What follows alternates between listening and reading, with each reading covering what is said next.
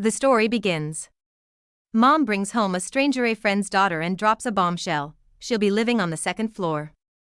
Jae-hyuk has no choice but to comply. Jae-hyuk panics, his face flushing with embarrassment at this sudden cohabitation. But the girl, Lee Min-chae, cuts through his internal screaming with a calm, extended hand. She flashes a bright, disarming smile. Radiating youthful energy, she looks like nothing more than a sweet, harmless girl next door. Overwhelmed by her dazzling confidence, the timid Jae-hyuk stammers uncontrollably. His hand trembles as he awkwardly returns the greeting, barely managing to whisper his name. The deal is done. The storage room is cleared out, and the second floor becomes Lee Min-chae's territory. Jae-hyuk's quiet life is officially rewritten. The next morning, Min-chae drops another bombshell. She's transferring to his school, Youngman High.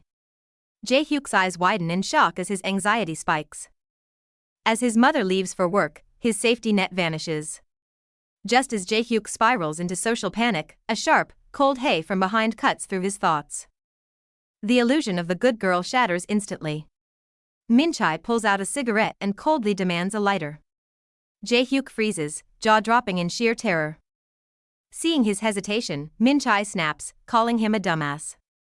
Her fierce glare makes Jae-hyuk realize the terrifying truth: his new housemate is a delinquent.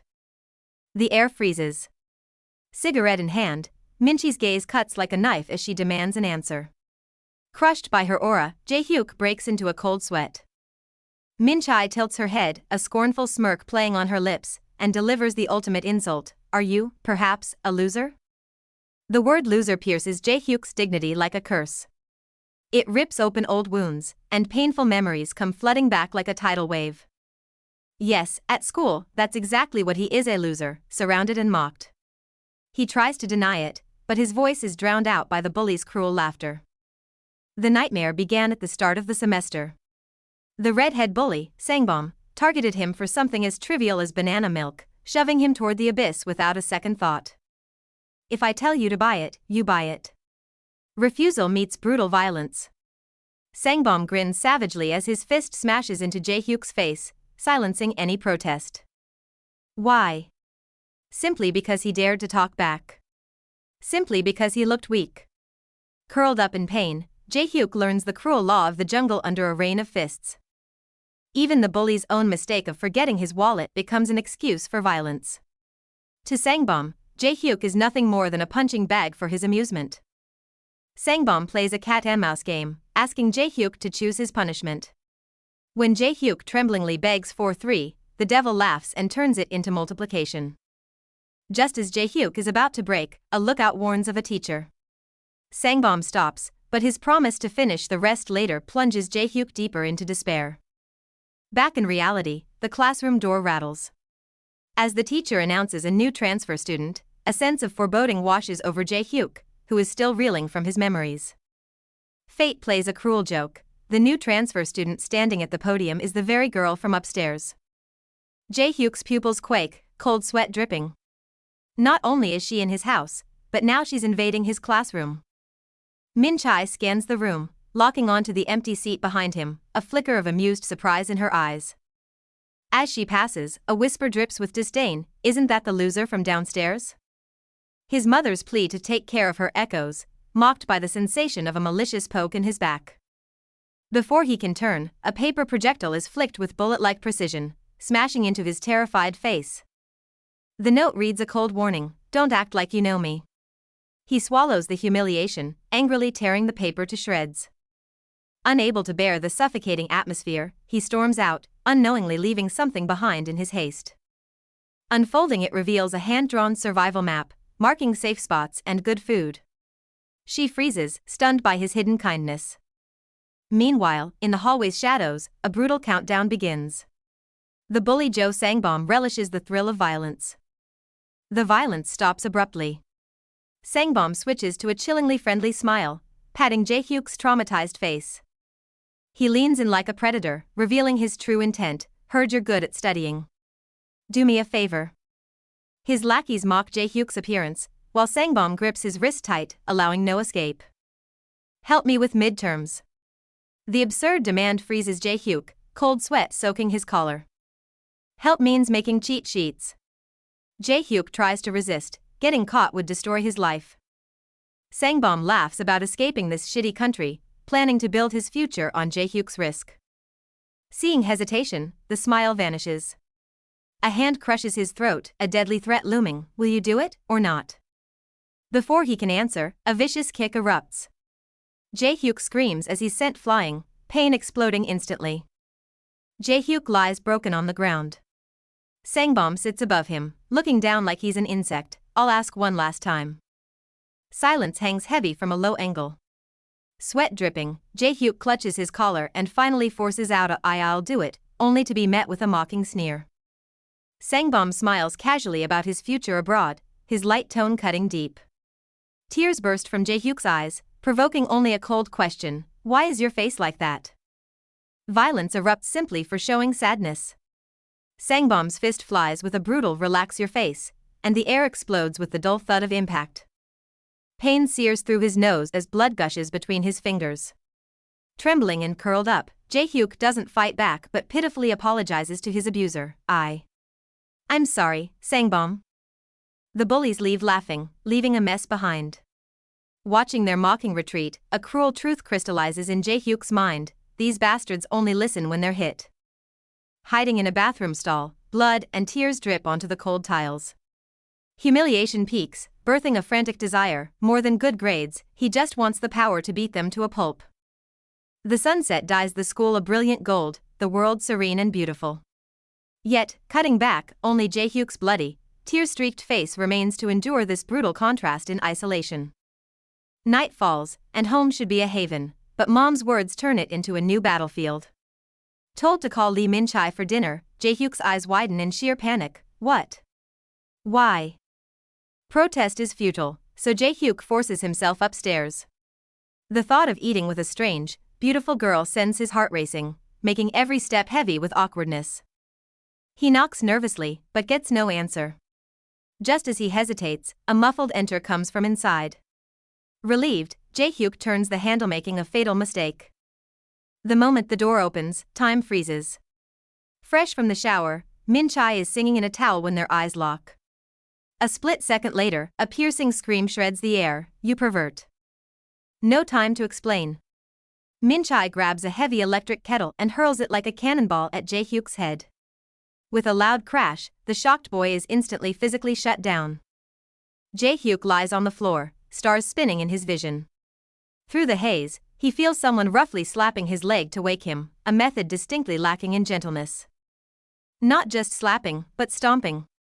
Min-chae towers over the intruder, stepping on him with impatience written all over her face, her voice icy cold. Wake up, you loser.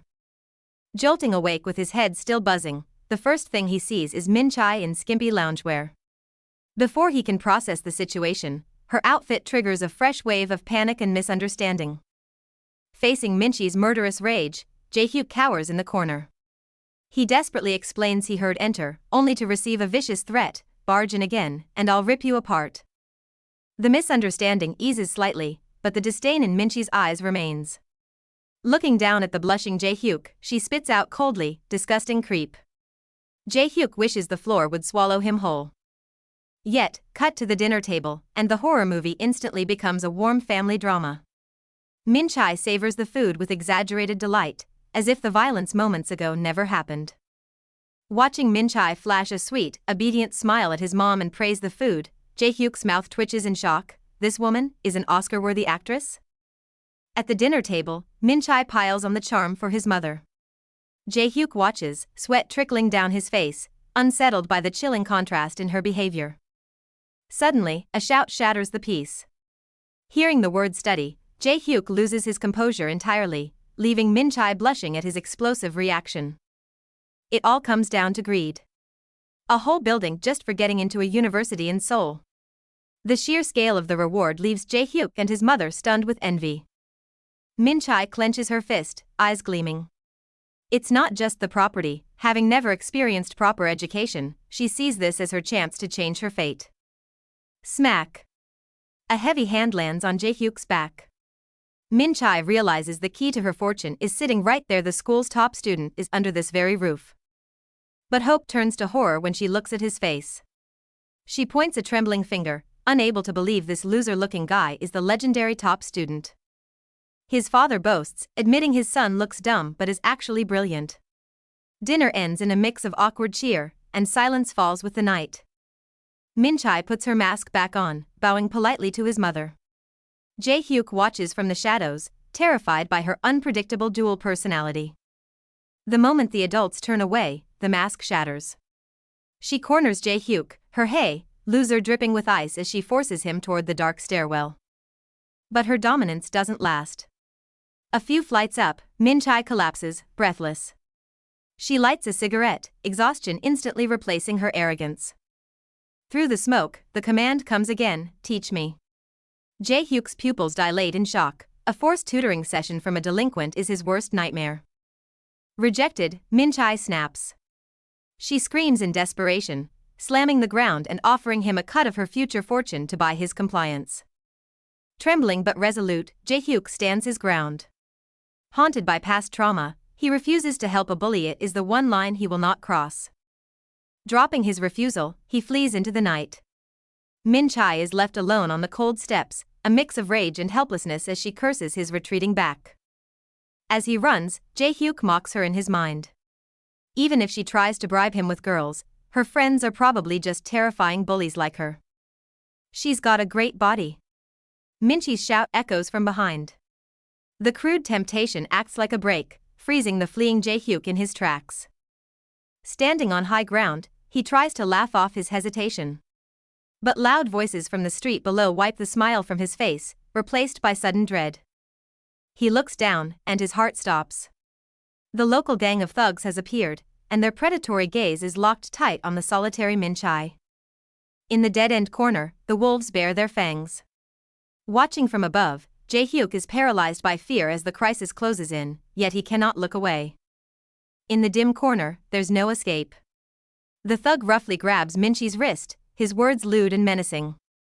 Hiding in the shadows, Jae-hyuk sweats profusely, trembling fingers dialing the police, while Minchai lowers her head and gives a surprisingly submissive response. Hearing her response, the thugs gloat, thinking the prey is theirs. But Minchai suddenly looks up, a playful sneer curling her lips, a dangerous glint flashing in her eyes. The tables turn instantly. Minchai's knee slams into the thug's gut like a sledgehammer with a dull, heavy thud. Watching through his phone screen, Jae-hyuk's jaw drops. This is no weak girl's desperate struggle. The once arrogant man curls up on the ground in agony, looking like a pile of sludge. Minchai stands by casually, as if she just swatted a fly, her eyes cold and indifferent. Watching from above, Jae-hyuk is dumbfounded, his mind blank. In the alley, the remaining thugs snap out of their shock, roaring in humiliation and rage, trying to mask their fear with volume. The silver-haired thug charges in with a roar, his steps chaotic. Minchai doesn't retreat, instead, she lowers her shoulders and slips into a highly professional fighting stance. Jae-hyuk's heart tightens. That's no brawl, that's the stance of a trained fighter. Fists fly, but the thug's attack hits nothing but air. In a flash, Minchai's counter is precise and brutal, her fist sinking deep into his face, sending blood spraying. Giving no chance to breathe, Minchai swoops down like a bird of prey, a cold, calculated strike completely shattering her opponent's consciousness, violence rendered into brutal art. The second enemy hits the ground. Minchai stands amidst the night, heat still radiating from her fists, an overwhelming aura freezing the very air, leaving only silent exclamation marks screaming in shock. Just then, the massive bald guy finally explodes. Seeing his companions instantly dropped, he flies into a rage, muscles tense, vowing to tear this slender girl apart. Jae-hyuk covers his mouth in terror, the size difference is insane. Roaring about his lifting stats and black belt rank, the bald giant barrels forward like a bulldozer, trying to crush Minchai with sheer intimidation. But brute force means nothing against technique. Minchai flickers aside, easily dodging the heavy punch, moves like a ghost to his back, and instantly locks his throat, rendering his strength useless. With a deafening boom, the massive body is slammed viciously into the wet ground, water splashing everywhere. It's over, all the bravado comes to a screeching halt. The alley returns to a deathly silence, leaving only 3 bodies on the ground. Jae-hyuk stands trembling on the stairs, cold sweat soaking his back. 3 huge guys, taken out, in an instant? The shock leaves him breathless. Fragments of memory reassemble instantly. Jae-hyuk recalls what the seemingly fragile transfer student said at dinner. I've only done sports since I was young.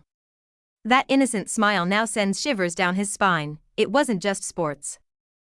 Hey, you still there? Minchi's impatient voice snaps him out of it. Complaining as she rubs her reddened hand, she looks up at the dumbstruck Jae-hyuk. Stuttering, Jae-hyuk finally asks the question swirling in his mind. Facing Jae-hyuk's fear, Min-chae blinks, looking innocent as she gestures to her trophies on the ground, and casually drops one word, martial arts. The word strikes Jae-hyuk like lightning. Staring at the unconscious bullies, he involuntarily gulps, images of himself being trampled underfoot flooding back into his mind. Painful memories of countless beatings and humiliations surge forth. But this time, watching the absolute power Min-chae displayed, a spark named hope ignites for the first time in Jae-hyuk's clenched fist. This is what I need. Silence falls over the rooftop as bodies lie scattered. Sweat dripping down his face, Jae-hyuk finally summons the courage to call out her name. Their gazes lock in the heavy air. Facing her request, Jae-hyuk grits his teeth and proposes the deal that could change his fate. In return, teach me how to fight. This standoff marks the turning of fate's gears, binding two souls from completely different worlds together in an unlikely alliance. The night deepens, and tension on the rooftop spikes. Faced with Jae-hyuk's unexpected counterproposal, Min-chae crosses her arms, her eyes flashing with calculation. However, reality is cold. Minchi's gaze hardens instantly as she spits out a flat refusal, dousing the spark of hope Jae-hyuk had just ignited. Moments ago, witnessing the brutal violence left Jae-hyuk collapsing in fear, and Min-chae looks at this weakling who can barely stand with utter disbelief. Flustered and blushing, Min-chae tries to deflect with an awkward excuse. Teaching martial arts involves physical contact, we're talking skin to skin. The mental image of sweaty grappling makes her snap, flushing with embarrassment and anger. She roars at him, you pervert, why would I do that with you? Go to a gym. Jae-hyuk desperately explains that gyms are bully territory, but Min-chae, losing patience, throws a punch into the air. That's your problem. I won't teach a loser. Leaving behind a cold remark, she disappears into the night without looking back. Jae-hyuk's outstretched hand freezes in mid-air, his plan shattered, leaving only regret. On the street, the knocked-out thugs groan as they wake up, clueless about what happened. Meanwhile, Jae-hyuk lies in his dark room, still shaken to his core. Closing his eyes, the image of that sharp kick and the sound of breaking bones echo in his mind. That wasn't a schoolyard scrap, it was pure, overwhelming violence. If he could learn those skills, if he could learn from her at any cost. Jae-hyuk's heart pounds violently as a crazy idea takes root. He imagines himself throwing a punch with that same confidence, no longer the helpless prey. With her guidance, perhaps he could survive in this cruel jungle. But the morning sun quickly shatters the fantasy. Mom's parting instruction to give Min-chae a sandwich instantly turns Jae-hyuk's hero saga into a horror movie, cold sweat breaking out. Standing before her door on the second floor, the embarrassment of last night's rejection paralyzes him. No answer comes, and every second of silence doubles his anxiety. Just as he plans to leave the food and sneak away, a cold come-in sounds from inside. He jumps, trembling as he pushes open the gates of hell. The moment the door opens, a suffocating sight greets him. Jae-hyuk screams, covering his face in terror, while Min-chae, caught off guard, explodes with shame and anger. It turns out to be a misunderstanding. Min-chae lifts her shirt to reveal shorts underneath, looking at him with disdain. Like a scolded child, Jae-hyuk drops the sandwich and flees in panic. Hearing the water running in the bathroom, Jae-hyuk's gaze lands on the desk. Several books sit there, completely out of place. Elementary school English workbooks? He flips a page in disbelief. Childish cartoons and fresh ink spelling apple and banana stare back at him. She's actually studying this right now? He recalls her laughing off her lack of basics, realizing it wasn't modesty.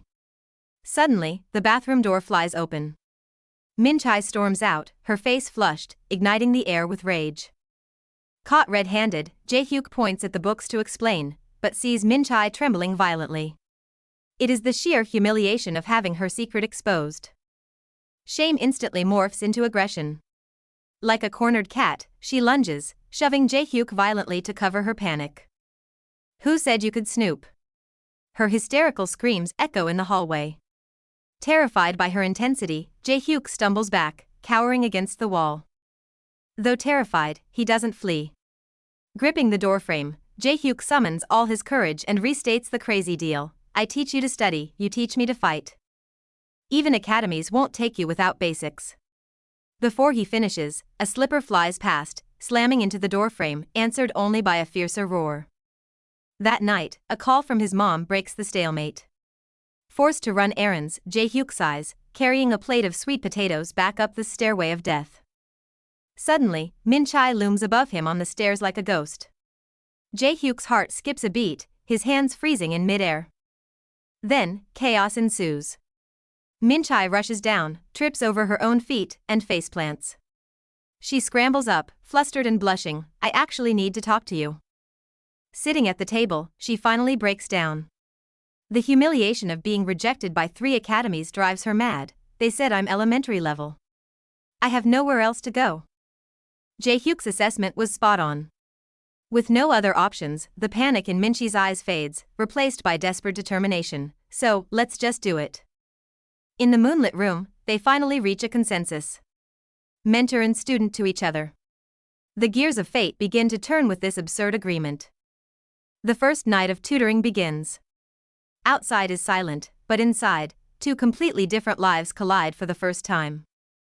Jae-hyuk tries to act authoritative, writing formally on the whiteboard, but Min-chae's snarky "why so formal" instantly shatters his act, leaving him flustered. But the test is a disaster. She knows absolutely nothing.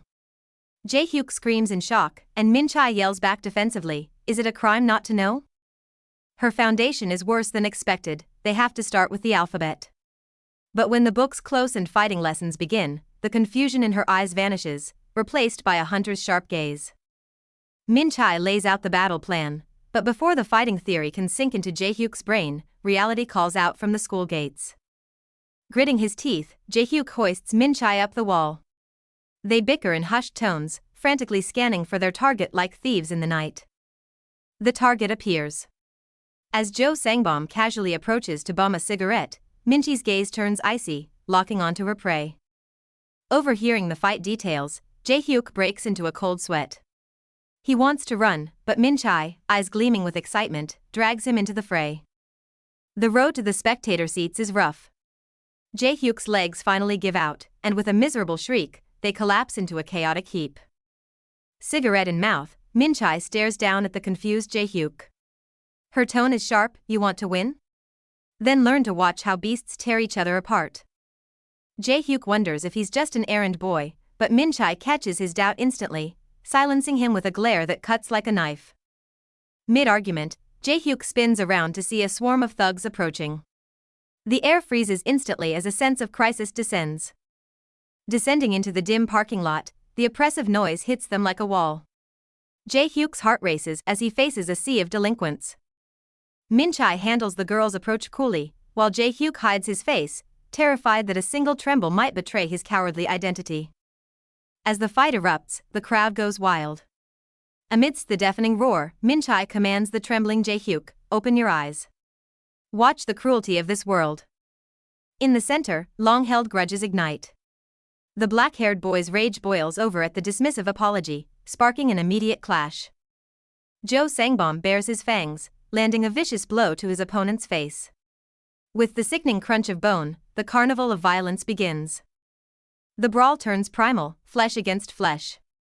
Roaring with fury, the black-haired boy strikes back, desperate to carve a path through the storm. But the power gap is cruel. Jo Sangbom delivers a devastating kick, launching his opponent like a ragdoll to crash hard onto the concrete. Victory is decided. As Jo Sangbom laughs maniacally over his fallen foe, the crowd's twisted cheers send a chill down Jae-hyuk's spine. The brutality continues. Jo Sangbom kicks his defenseless victim like a soccer ball, his twisted grin revealing utter contempt for the weak. Watching the victim beg for mercy in a pool of blood, Jae-hyuk covers his mouth in horror. This isn't a fight, it's a massacre. Madness consumes Jo Sangbom completely. He raises a fire extinguisher high, ready to smash the trembling hand below, exacting his cruel revenge.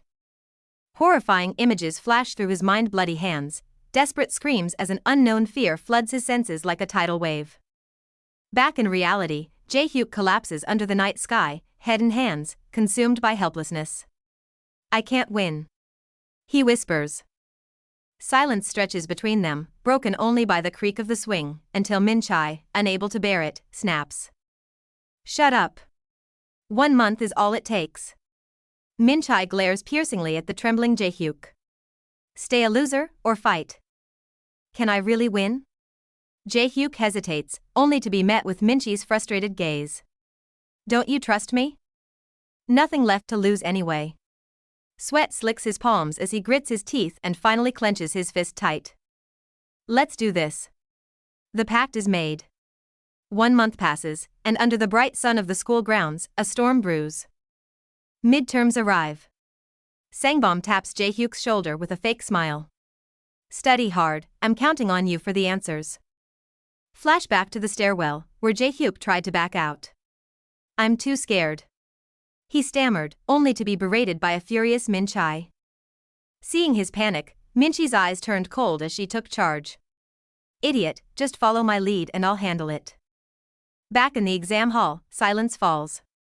Only the scratch of pens and the subtle rustle of a passing note break the tension. Jae-hyuk takes a breath, cuts a tie, and abruptly knocks over his books. Behind him, Sangbom smirks, thinking everything is planned. Sangbom watches arrogantly, thinking he's fast. He has no idea a trap has just been sprung right in front of him.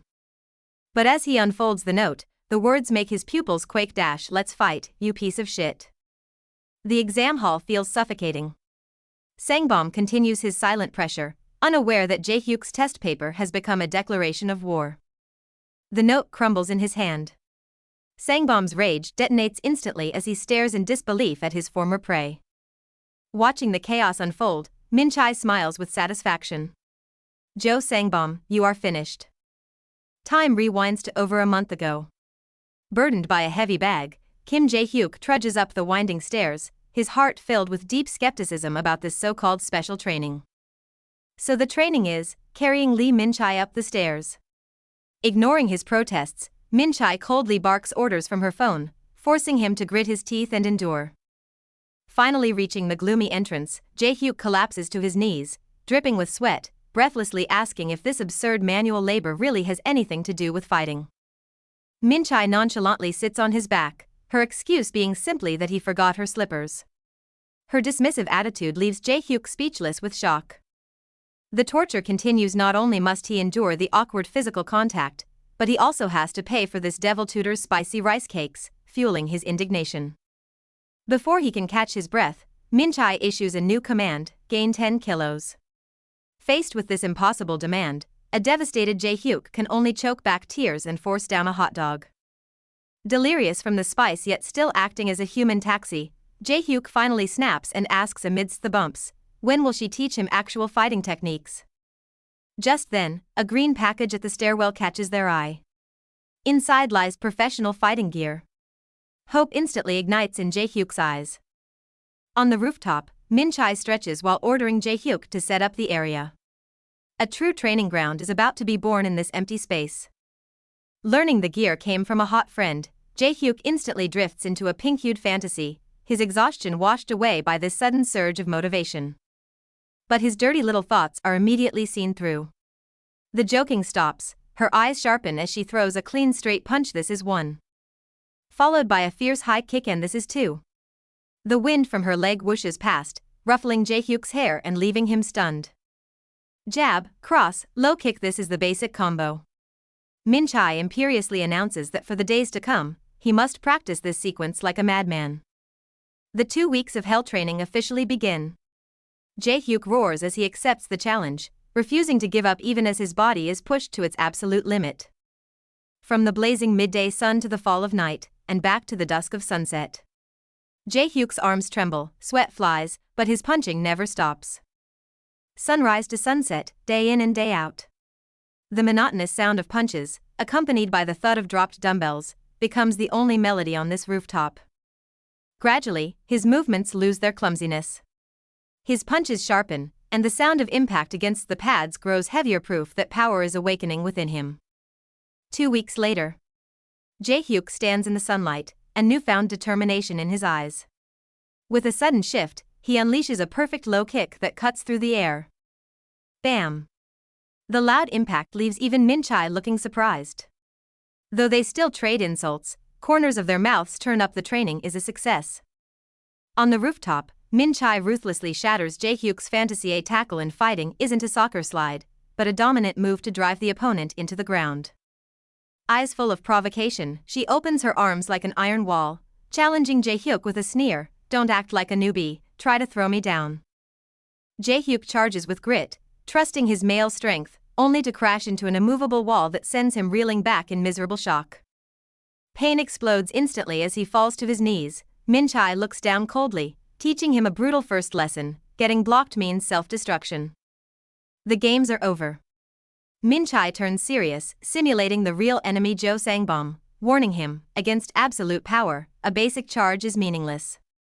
With a mysterious smirk, she decides to teach him a special tackle capable of turning the tide, marking the beginning of hellish training.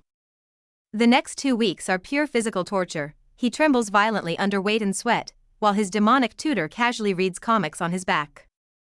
Sparring shows no mercy. Amidst whistling fists, Jae-hyuk takes hit after hit, forcing his body to learn through sheer pain.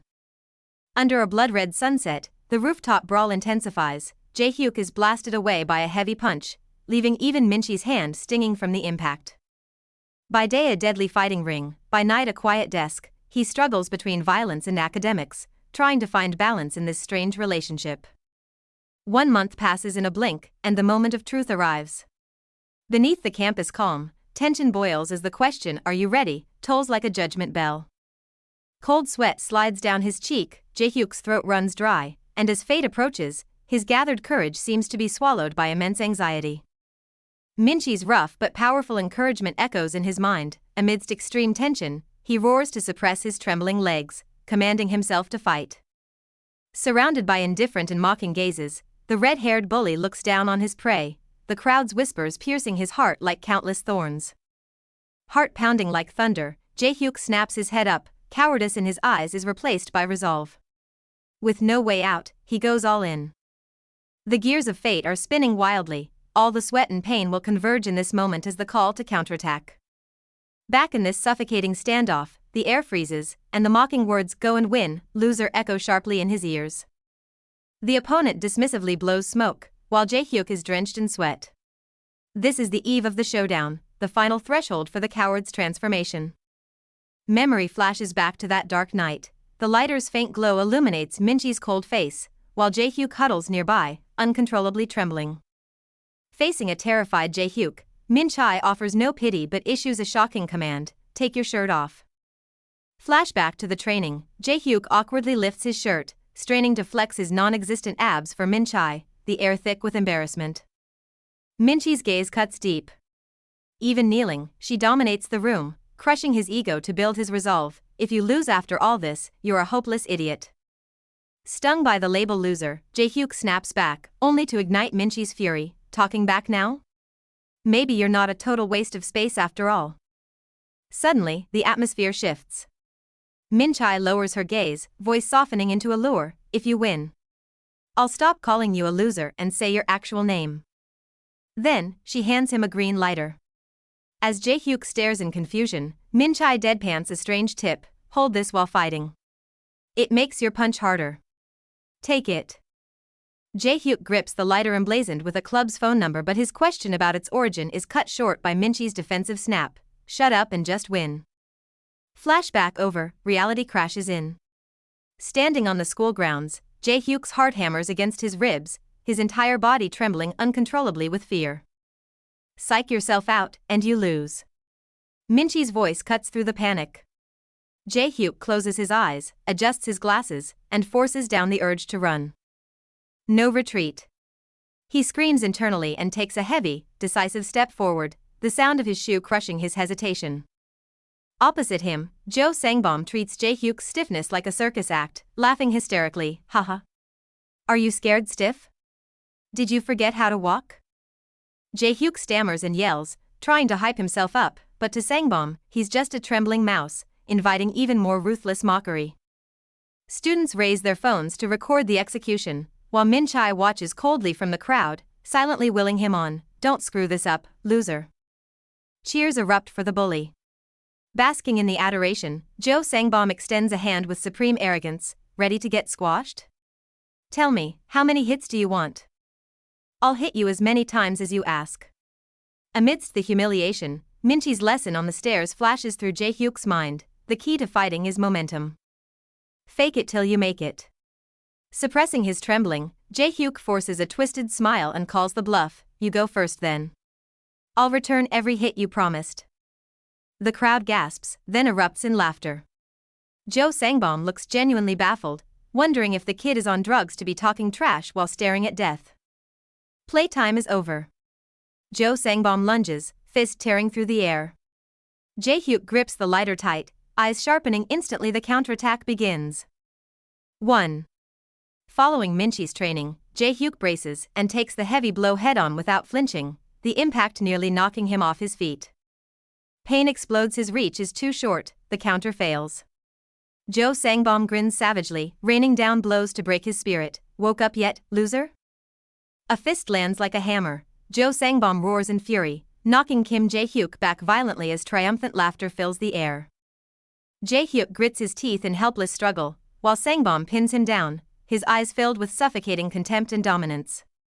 With a sharp whoosh, violent force explodes in the confined space, blurring vision instantly from the intense impact. The spectators jeer loudly, bored by the one-sided massacre as Jae-hyuk is beaten like a punching bag before their eyes. Terror shatters his dignity. Jae-hyuk falls to his knees, shielding his head, trembling as he begs desperately for mercy. Tears stream down as the mockery intensifies. Sangbom feigns a halt, wearing a hypocritical mask of pity. Did you think I'd actually say that? Sangbom drops the act instantly, launching a brutal kick that sends Jae-hyuk flying. Violence turns into entertainment. Sangbom laughs maniacally while striking, as despair drowns Jae-hyuk's heart, leaving him paralyzed. Even after countless hellish training sessions, his body feels heavy as lead when facing real violence, filled with frustration. Just as fear nearly makes him give up, a calm voice resonates from deep within his memory. Do you know what matters most in a fight? Amidst dim smoke, Lee Minchi's eyes cut like knives as she reveals the key to victory: mental strength. Facing Jae-hyuk's breakdown, she sternly points out that once mental defenses crumble, the only way out is a special escape tactic. If it comes to that, first. She moves in close, demonstrating the only option in a desperate situation: cling to the opponent. Since strength isn't enough for a takedown, forget the rules. Adjusting her glasses, Min-chae teaches the dirtiest yet most effective move. Back in reality, Jae-hyuk stops hiding, weathering the storm of punches. He clings to Sangbom with suicidal determination. Seizing Sangbom's moment of mocking confusion, Jae-hyuk opens his mouth and bites down hard on his ear, blood splattering instantly. A blood-curdling scream pierces the air. It's a foul, but winning is all that matters. Jae-hyuk swiftly sidesteps. Sangbom roars in agony, clutching his ear, while teary-eyed Jae-hyuk hesitates no more. The moment to strike has arrived. Stomping the floor hard, 1. All focus converges into this single, practiced heavy punch, launching forward. 2. The fist connects cleanly with Sangbom's face, the massive impact declaring the reversal of predator and prey. The dust hasn't settled. Far from defeated, Jo Sangbom roars like a wounded beast, eyes bloodshot with rage. We're just getting started. Nearby, Min-chae watches with a cool smirk, as if observing a script she already wrote. Jae-hyuk doesn't back down. Sweat and bruises painting his face, he squeezes his eyes shut and summons every ounce of courage, letting out a gut-wrenching scream. Let's do this. It is the war cry of the underdog. The first clash freezes in time, the air thick with unresolved tension. Regardless of the outcome, the loser's fight back has only just begun to unfold its true intensity. Memory merges with reality. As his foot crushes into the floorboards, the words "we practiced this" echo in Jae-hyuk's mind. The wind howls as he unleashes the punch etched into his muscle memory. The impact explodes. Gasps of disbelief erupt from the crowd. In the center of the chaos, Minchai remains an island of terrifying calm, watching as Sangbom struggles through his blind rage. On one side, Jaehyuk roars with soaring spirit, on the other, Sangbom groans, clutching his bleeding mouth. For the first time, the bully's eyes are filled not with arrogance, but with shock and humiliation. You actually hit me? Humiliation morphs into malice. Gritting his teeth, Sangbom decides to stop playing. Against a newbie, he'll use raw power, a crushing move known as the tackle. But she saw it coming. Under the bright sun, Minchai had warned him with a sly grin, remember, he's stronger. A normal defense won't work. So, I'm teaching you a special tackle. The groin tackle. In the split second of the charge, Jaehyuk doesn't dodge. Instead, he launches himself like a cannonball, driving his shoulder straight into his opponent's most vulnerable spot. How is it? Hurts like hell, right?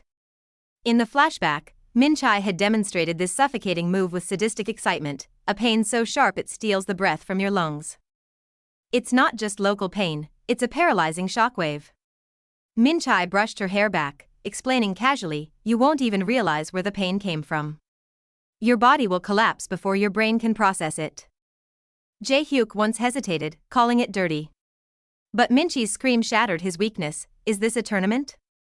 Is this the time to worry about fighting dirty? Just shut up and focus on winning. When there's a weight difference, this is a rule of survival. Minchai's gaze turned deadly serious. Besides, the one fighting dirty isn't you. It's that bastard who's been bullying you all along. Back in reality, Sangbom is still smug about his size, blind to the danger. But in Jaehyuk's eyes, the world narrows down to that single, fatal opening. Now. Bang dash. The sickening thud of shoulder meeting groin drowns out the screams. Sangbom's eyes roll back instantly, foam forming at his mouth, a pain so absolute it tears the soul from the body. The massive frame crashes to the floor like a marionette with cut strings. No scream, just a heavy thud and a guttural, dying gurgle stuck in his throat. The crowd forgets to breathe. Did he crack his skull? Fear ripples through the whispers.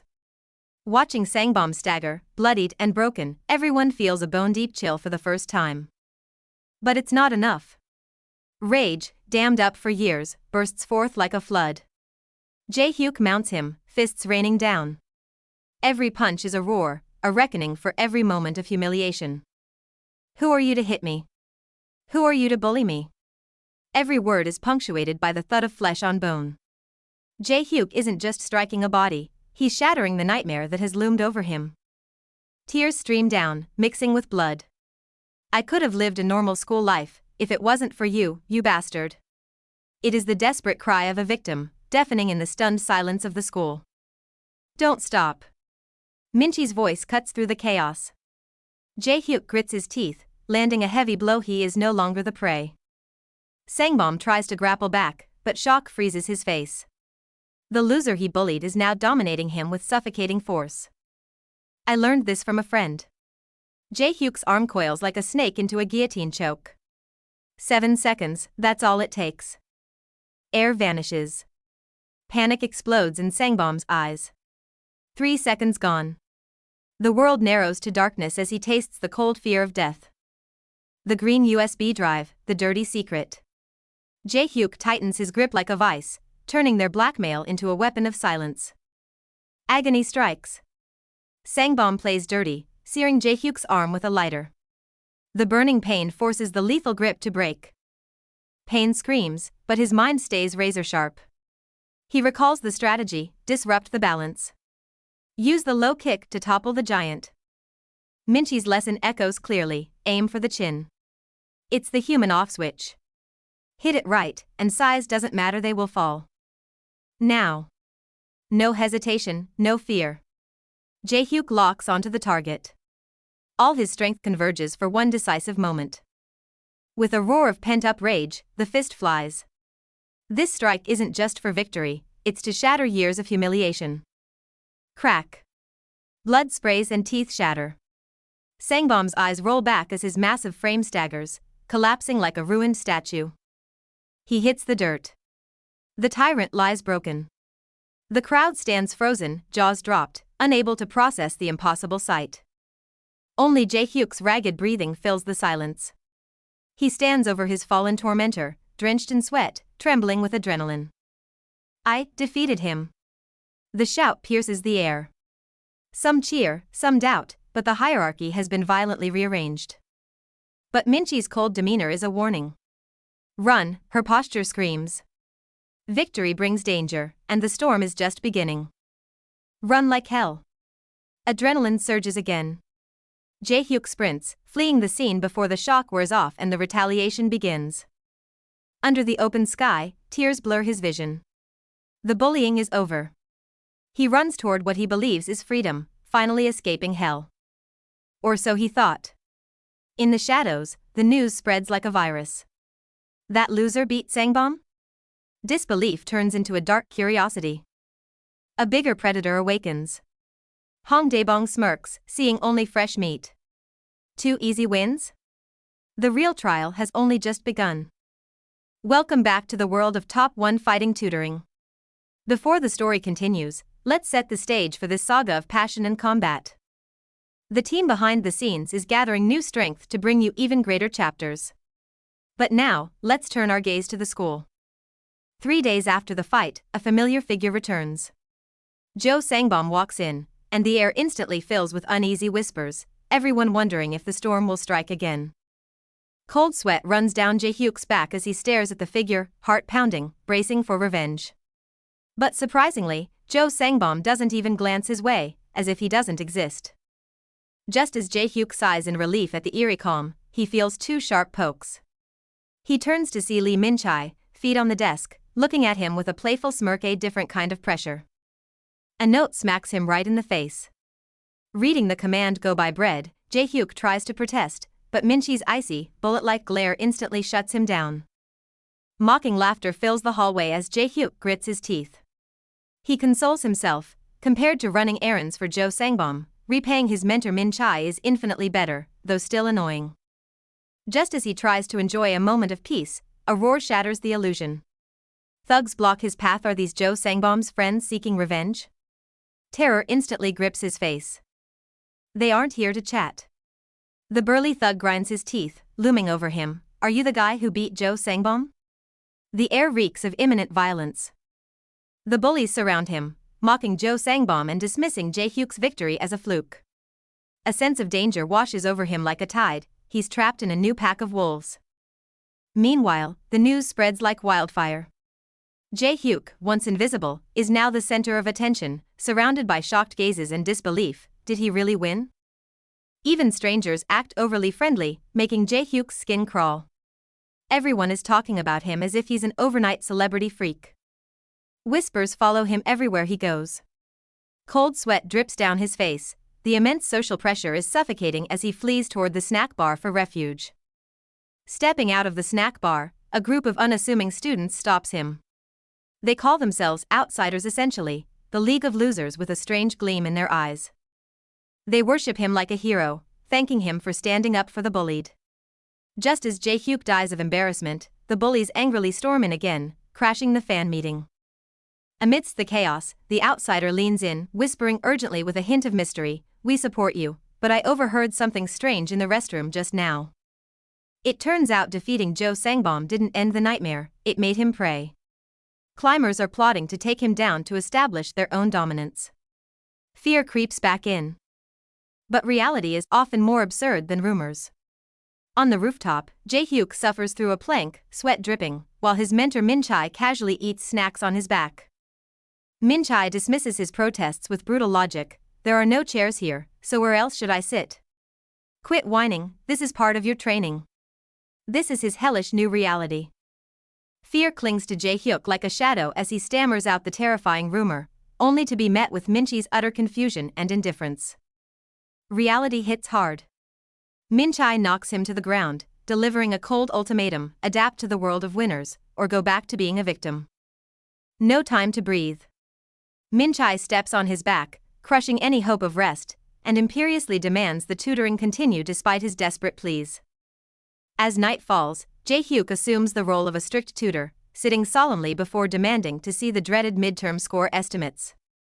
Even bracing himself couldn't prepare him for this. Jae-hyuk stares in sheer horror at the single-digit scores, his face a mask of absolute despair. Instead of shame, Min-chae meets Jae-hyuk's disbelief with fiery indignation, shamelessly blaming her abysmal scores entirely on his teaching skills. Tension spikes as Min-chae grabs him by the collar, weaponizing her fighting victory to threaten him into taking responsibility for her failing grades. Just as the argument peaks, Mom enters. Min-chae instantly transforms from a roaring beast into a sweet angel, leaving Jae-hyuk stunned by the terrifying contrast. The air fills with eerie pink bubbles as Min-chae lays on the charm for his mother, her sickly sweet tone making Jae-hyuk sweat bullets in discomfort. The moment the door clicks shut, the mask falls. Jae-hyuk realizes with a sigh that this fighting genius is utterly useless at life skills. She can't even peel an apple. Slam! A heavy hand strikes the table, shattering the brief silence as patience finally snaps under the pressure. The tutoring session drags on like torture. Jae-hyuk preaches from the whiteboard while Min-chae drowns in information, her eyes swirling in utter confusion. Finally released from academic prison, Min-chae stretches in relief, but her freedom is cut short when Jae-hyuk calls her out for yet another errand. Dragged out as a lookout, Jae-hyuk watches in disbelief as Min-chae lights a cigarette in the dim stairwell, shamelessly using him to watch for cops. Emboldened by the night, Jae-hyuk brings up their bet since he won the fight. She owes him respect. No more loser, just his actual name. Looking like a cornered cat, Min-chae grumbles and growls, but begrudgingly admits to the promise, ready to pay up her end of the deal. Good job, Kim Jae-young. A mischievous smirk plays on her lips as she intentionally butchers his name, leaving Jae-hyuk stunned and deflated. Under the moonlight, they bicker like children. Jae-hyuk screams his real name in desperation, only to be dismissed with another mocking loser from Min-chae. The next morning, Jae-hyuk walks into class burdened with worry about Min-chae's grades, only to freeze in his tracks at a surprising sight. A massive, unfamiliar student sits in his chair, grinning with open provocation. Jae-hyuk trembles as he stammers, trying to claim back his seat from the intruder. The air in the classroom stiffens as danger closes in. Hong Daebong, the bully from Busan, sniffs around Jae-hyuk like a predator, tapping his head as if marking his next prey. Without warning, Daebong flashes a twisted, confident grin, not just a provocation, but an ultimatum forcing Jae-hyuk into a fight. Jae-hyuk stammers in panic, trying to reason, but logic holds no power here. A brutal slap cuts him off in this jungle, violence is the only justification. Staring down at his defenseless opponent, Daebong's eyes drip with contempt, his venomous words stabbing straight at Jae-hyuk's dignity. Malicious laughter echoes in the air, signaling that this sudden nightmare has only just begun, with suffocating tension filling the room. The nightmare continues instantly. Jae-hyuk's desperate pleas are silenced as a massive fist sends him flying, crashing hard into brutal reality. Daebong towers over his victim like an insurmountable wall, reveling in the fear he creates, looking down as if at a lamb to the slaughter. It's not a fight, it's a massacre. Jae-hyuk is tossed into the air like a ragdoll before crashing brutally onto the floor, pain searing through his body. Pain and terror seize his trembling body. Staring up at this monster, Jae-hyuk feels his newfound courage shatter completely into despair. Not content with physical dominance, the bully tramples on his dignity. Daebong gloats over his twisted double victory, reducing Jae-hyuk to nothingness. As the bully struts away, leaving Jae-hyuk broken on the floor, the toxic thought of surrendering to this fate begins to take root in his mind. The next day, hell intensifies. Reduced to a human mount, Jae-hyuk suffers the ultimate public humiliation, far worse than any physical beating. Hanging upside down, his protests go unheard, but amidst the torture, a cold flame of vengeance begins to ignite in his clenched fist. The prank escalates into brutal coercion. Exploiting his phobia of spiders, Daebong follows up the mental torture with a merciless, sickening slap. This is the terror from Busan. Glimpses of his past reveal a demon who has always ruled through absolute, crushing violence. Why are you doing this? To Jae-hyuk's tearful plea, the tormentor simply offers a mocking smile, as if watching a comedy sketch. Because it's fun. The cruel answer lands cold and hard in this jungle, the strong find their joy in the suffering of the weak. Watching the arrogant figure walk away, Jae-hyuk kneels in bitter defeat. Just when he thought he had won, he falls back into an even deeper abyss. Tears hit the cold floor. The face of the bully changes, but this living hell remains exactly the same, leaving only endless despair. Night falls, and class is in session. While Jae-hyuk stands ready at the whiteboard, Min-chae lies lazily on the bed, glued to her phone, stalling the lesson. Exhaustion hits him like a wave, and he slumps down. Having barely survived one fight, the realization that a worse bully awaits fills him with despair. The image of that massive monster haunts him. Faced with such an overwhelming weight difference, Jae-hyuk feels suffocated, resigned to his destiny as a loser. Clinging to a shred of hope, he asks tremblingly, only to be met with Min-chae's ruthless mockery, "Of course you can't beat that pig, you moron." Just as despair threatens to consume him, Min-chae's tone shifts. Her eyes sharpen, but it's not like there's no way at all. Hope instantly reignites in Jae-hyuk's eyes. Jae-hyuk begs desperately, like a drowning man clutching at straw. Min-chae calmly dials a number, teasing, "We'll need some equipment. It's not something just anyone can do." Hearing she's calling a friend with huge boobs, Jae-hyuk's tension snaps into absurd fantasy, only for him to slap himself back to reality in embarrassment. Expecting secret training intel, he leans in only to find Min-chae gossiping. The massive contrast between his anxiety and her casualness leaves him speechless. Gossip over, Min-chae finally gets to the point. She glances at Jae-hyuk with a mischievous smirk, ready to hand the phone to the loser in question. Social anxiety explodes. Jae-hyuk resists with a flushed face but is forced to take the phone. Voice trembling, he stammers a greeting to the stranger. But the voice on the other end erupts in cruel mockery.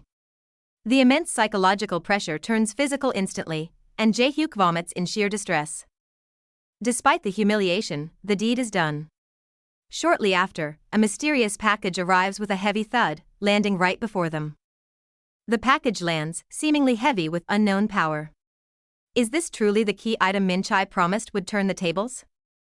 Under Min-chae's promise of a key to victory, Jae-hyuk tears open the box with anticipation. But what he sees leaves him dumbfounded and utterly confused. 3 weeks later, the day of reckoning. Jae-hyuk finally stands before the opponent he feared, the air thick with the scent of imminent violence. Facing the bully's arrogant provocation, Jae-hyuk doesn't back down this time. His eyes burn with an unprecedented rage and determination. However, when he reveals his secret weapon, a pair of comically oversized red gloves, the crowd erupts in ruthless laughter. Ignoring the ridicule, Jae-hyuk raises the giant gloves, gaze-piercing. This is his only hope to defeat that monster, and his final fight for dignity. End of chapter. Check out more works on the official platforms. The story unfolds as a new challenge arrives. This time, to escape his fate of being bullied, Kim Jae-hyuk must cross the line between life and death. Facing Jo Sang-bom's scornful mockery, Jae-hyuk stands his ground.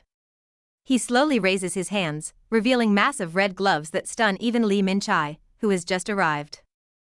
3 weeks ago. Sweating profusely, Jae-hyuk's eyes burn with desperate rage. He believes these comical gloves are his only hope to defeat that monster. On the windy rooftop, Min-chae opens a box to reveal the absurdly oversized gloves. Jae-hyuk looks bewildered, thinking this must be a joke. Though he feels ridiculous, Min-chae's insult loser ignites his pride. Gritting his teeth, he accepts the challenge, even if he looks like a clown. Training begins, but takes a dark turn. Min-chae wields a real baseball bat, forcing him to block. Jae-hyuk's eyes widen in terror. This isn't training, it's murder. Giving him no chance to retreat, Min-chae coldly declares, only by blocking the bat can he withstand the bully's fist. Trapped, Jae-hyuk braces himself for impact. With a dull thud, Jae-hyuk is sent flying like a broken kite. His scream pierces the air as he tumbles painfully across the grass. Seeing Jae-hyuk in shambles, Min-chae screams in frustration. The problem isn't his hands, it's his legs. To stand firm against heavy blows, lower body hell training begins now. Jae-hyuk's life turns into squatting hell. On his way to school, ignoring the weird looks from strangers, he squats with every step, becoming a freak in their eyes. Shame is no longer an option. Squatting while eating under Min-chae's glare, and even holding an invisible chair pose on the toilet, his legs harden through the trembling. Worse yet, he becomes her human chair. While she smokes casually, Jae-hyuk bears her weight, his thigh muscles burning and pushed to their absolute limit.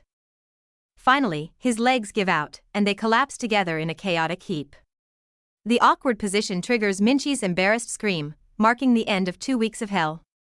Back on the rooftop, Minchi's bat swings with a roar. This time, Jae-hyuk doesn't flinch. A massive boom resonates, but his feet remain planted like roots. Surprise flashes in Minchi's eyes. No matter how fierce the assault, the loser who once went flying now solidly blocks every single strike. Seeing the transformed Jae-hyuk, Minchi smiles with satisfaction. If he can block this, his chance of defeating Jo Sangbom has just skyrocketed to 90%. Back to the present. On the field, facing the massive and murderous Jo Sangbom, Jae-hyuk is no longer the trembling prey. The roles are about to reverse. Sangbom roars, throwing a lethal punch intended to kill. Jae-hyuk's pupils constrict, eyes locked on the approaching fist, his entire body tense to the limit. Boom! The heavy impact shakes the very air. The force exceeds even Minchi's bat, but Jae-hyuk grits his teeth and withstands the crushing blow. He held on. Against the storm of heavy blows, Jae-hyuk miraculously holds his ground. Amidst the crowd's mocking laughter, he realizes with a jolt of shock that he is still standing. Minchi's commanding voice echoes in his mind, a vivid reminder of the hellish training that forces him to grit his teeth and endure. Enraged by the unexpected resistance, Hong Daebong unleashes a more furious barrage, his deafening roars vowing to crush the defense before him. Each punch lands like a sledgehammer, yet amidst the searing pain, Jae-hyuk's mind sharpens, recalling the theory about big guys. The bigger the pig, the faster they tire. That night, amidst swirling smoke, Minchi had coldly pointed out the opponent's fatal weakness. Just hold on for 30 seconds. Jae-hyuk covers his head, silently counting down the moments of survival amidst the brutal onslaught. 28, 29, 30. With a heavy, ragged gasp, Hong Daebong's seemingly endless stamina finally hits its limit. Now. Capitalizing on the opponent's sluggish movement, the fear in Jae-hyuk's eyes vanishes, replaced by a resolve to counterattack. A vicious headbutt. With a sickening thud, Jae-hyuk slams his forehead into Hong Daebong's face with everything he has. The strike perfectly executes the strategy, exploiting the opponent's exhaustion to deliver a critical blow intended to finish the fight.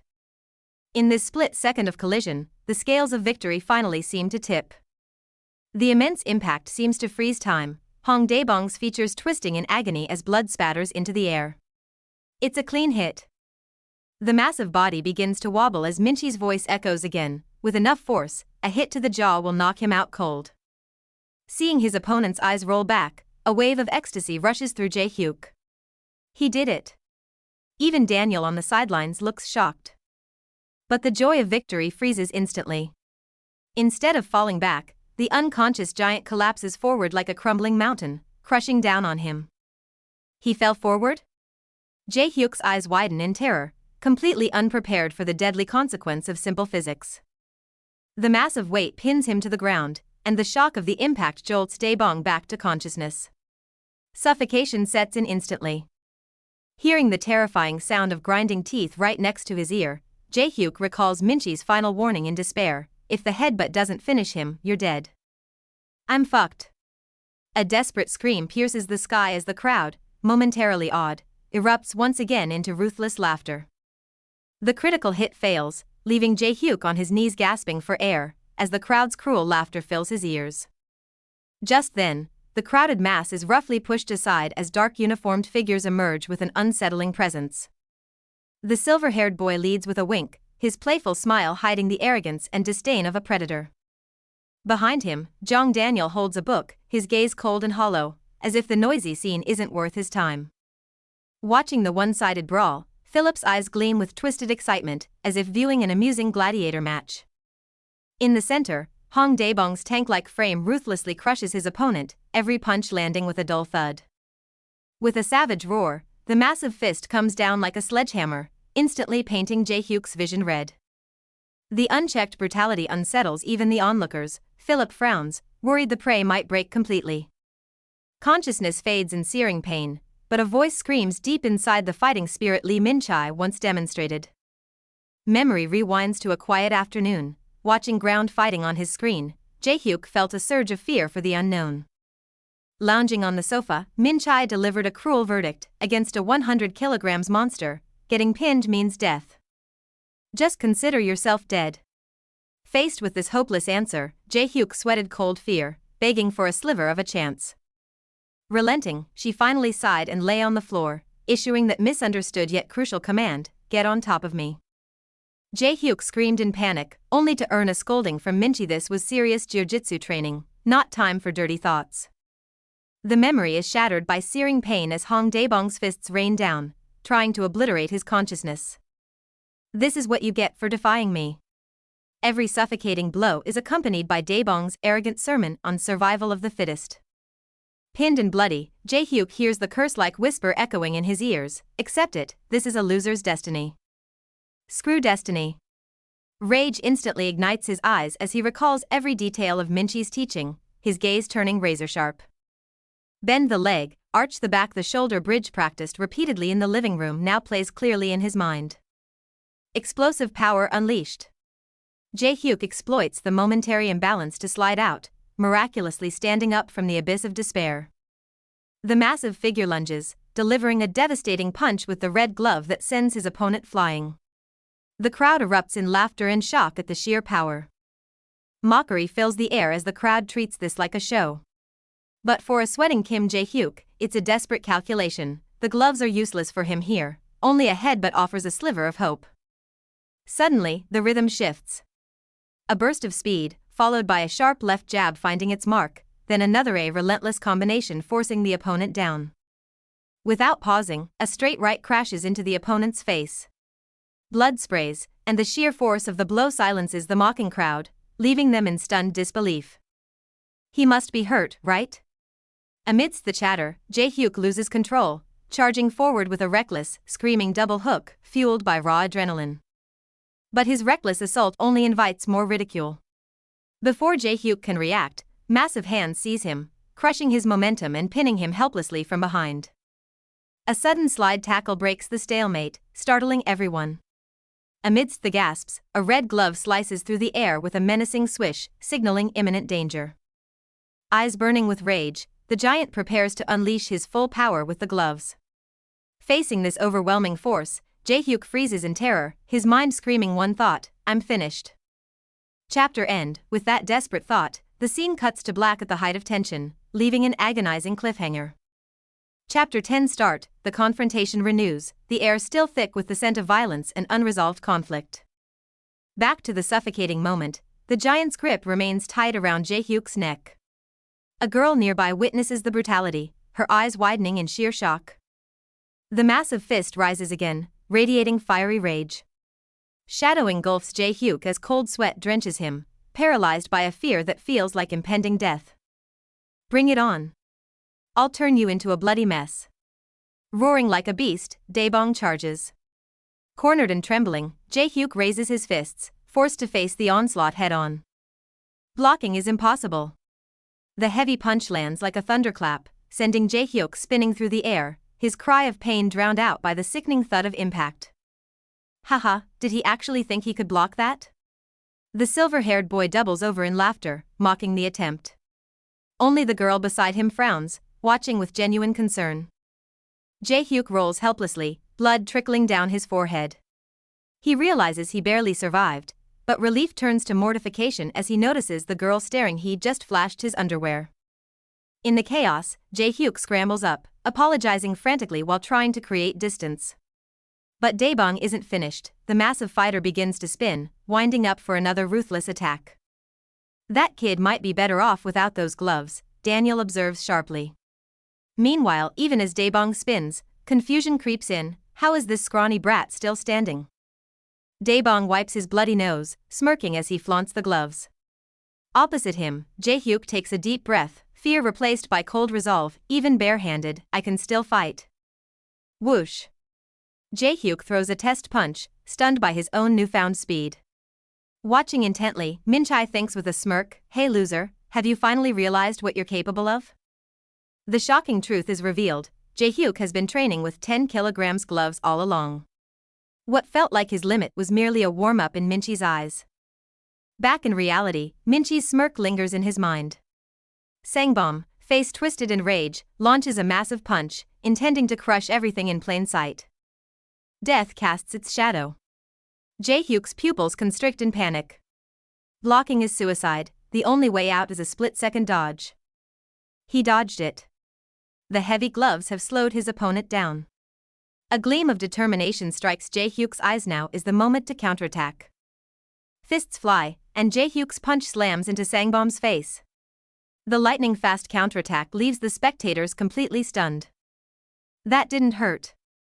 Sangbom roars in denial, swinging again. But to Jae-hyuk, the clumsy movement is full of openings, and he dodges with ease. But a cruel reality sets in. Jae-hyuk's rain of hooks bounces off Sangbom's thick fat layer, ineffective as mosquito bites, earning only the bully's scorn. The weight difference is insurmountable. The spectator's cold analysis hits hard. Jae-hyuk grits his teeth, sweating profusely. Is the gap in power truly unbridgeable? Flashback to the sunset rooftop. Facing the problem of Sangbom's impenetrable fat armor, Min-chae calmly points out the key to breaking through. Then what should I do? The Jae-hyuk of the past looks lost. Faced with absolute power and ineffective attacks, where does the underdog go from here? From the darkness, the answer emerges: aim for the spot with no fat. Target locked, the knees bearing all that massive weight. Back in the fight, Jae-hyuk's gaze sharpens. A vicious low kick smashes into Sangbom's knee. Agony instantly shoots through the giant body.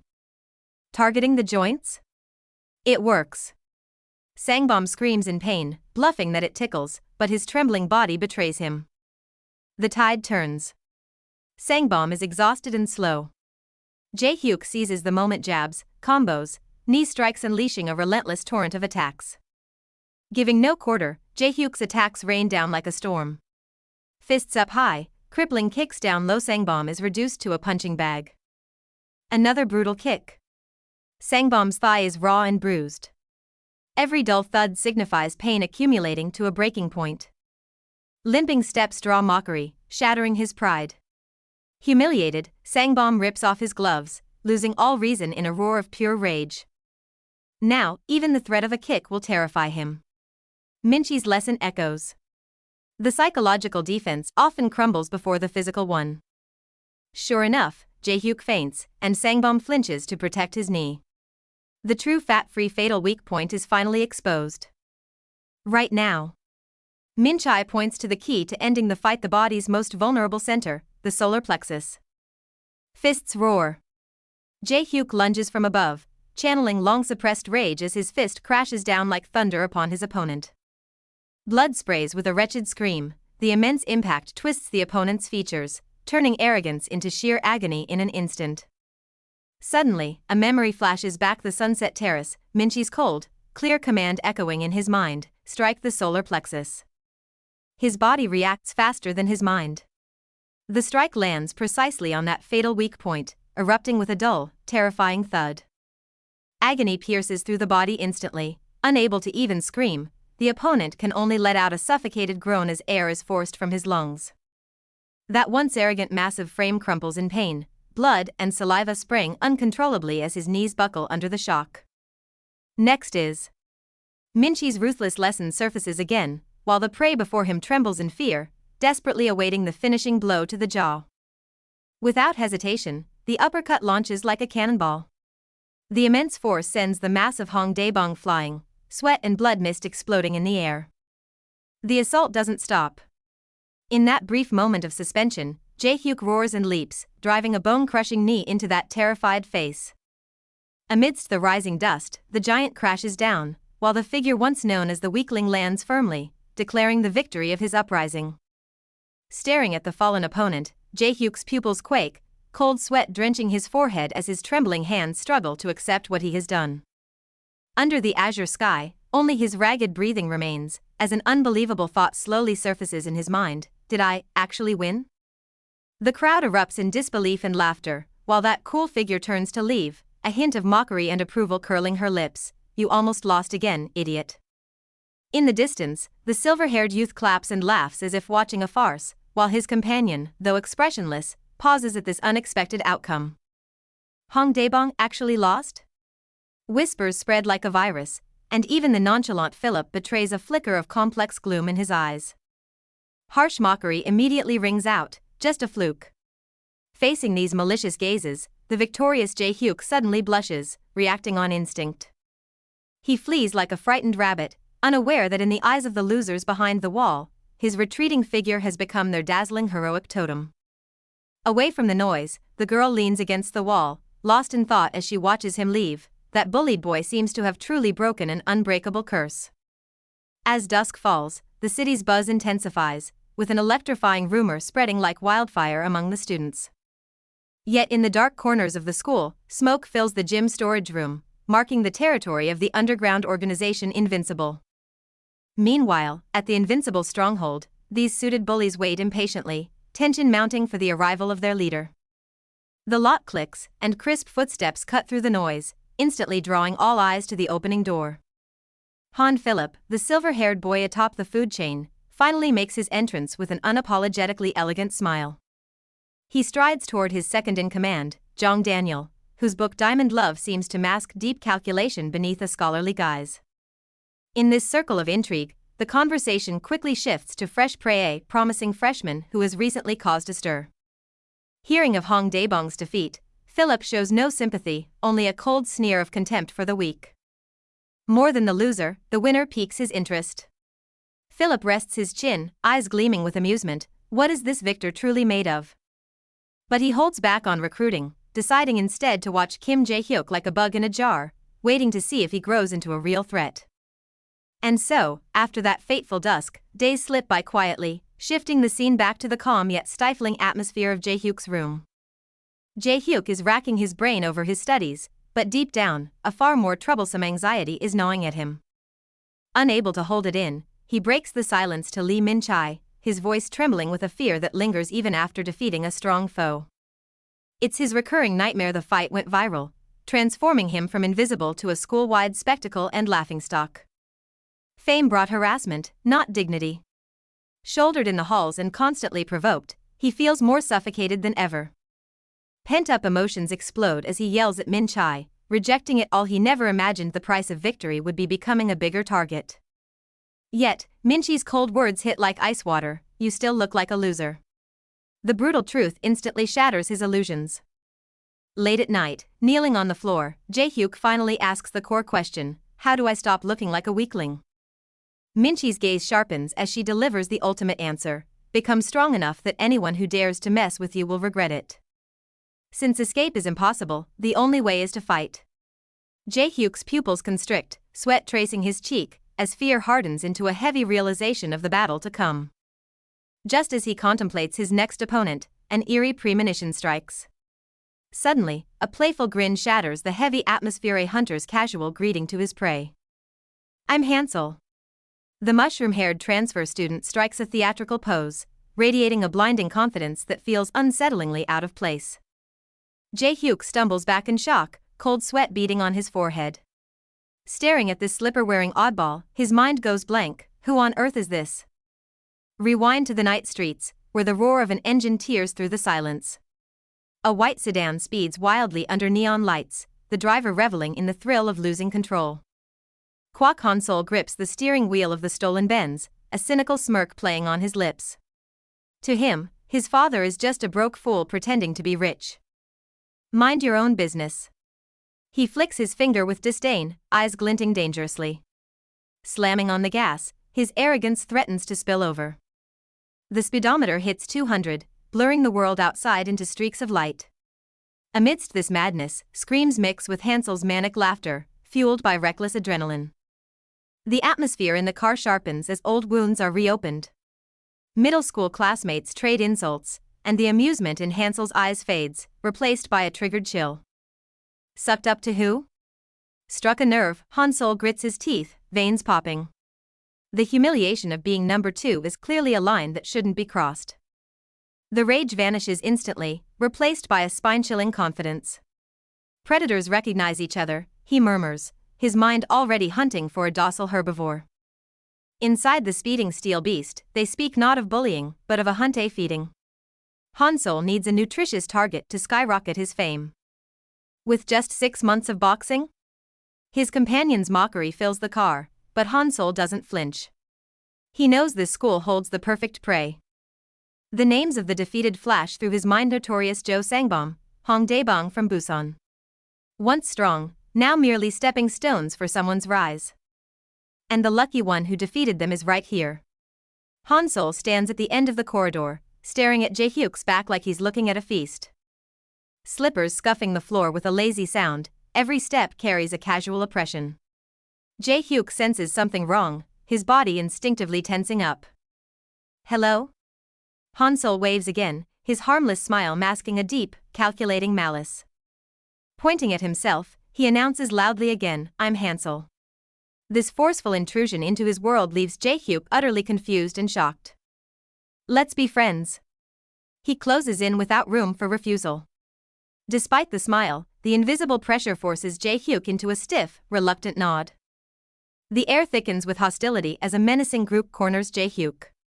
The leader bares his teeth, his roar shaking the hallway. Are you the fucker who beat Zhou Sangbom? Amidst the fear, a memory surfaces. The orange-haired boy, Hansol, scratches his head with a sheepish grin, confessing, honestly. I was impressed by you. Hansel's eyes light up with excitement, reliving the fight. It was just like a movie. You turned the tables and took down that pig. You were really cool. Jae-hyuk points at himself, eyes wide in disbelief. You think I was cool? Hansol just smirks playfully, tugging his collar. Yeah, totally badass. Touched by the recognition, a warmth spreads across Jae-hyuk's cheeks. His timid eyes find focus as he stands a little taller, proudly stating his name, I'm Kim Jae-hyuk. Solid name. Hansol extends a hand with a warm smile. Let's be friends, buddy. Jae-hyuk grasps it, his heart fluttering at the unfamiliar, longing sound of the word friend. As Hansol waves goodbye, promising to chat again, Jae-hyuk waves back enthusiastically, basking in the glow of this newfound connection. But in the shadows, Hansel's face twists into a malicious sneer.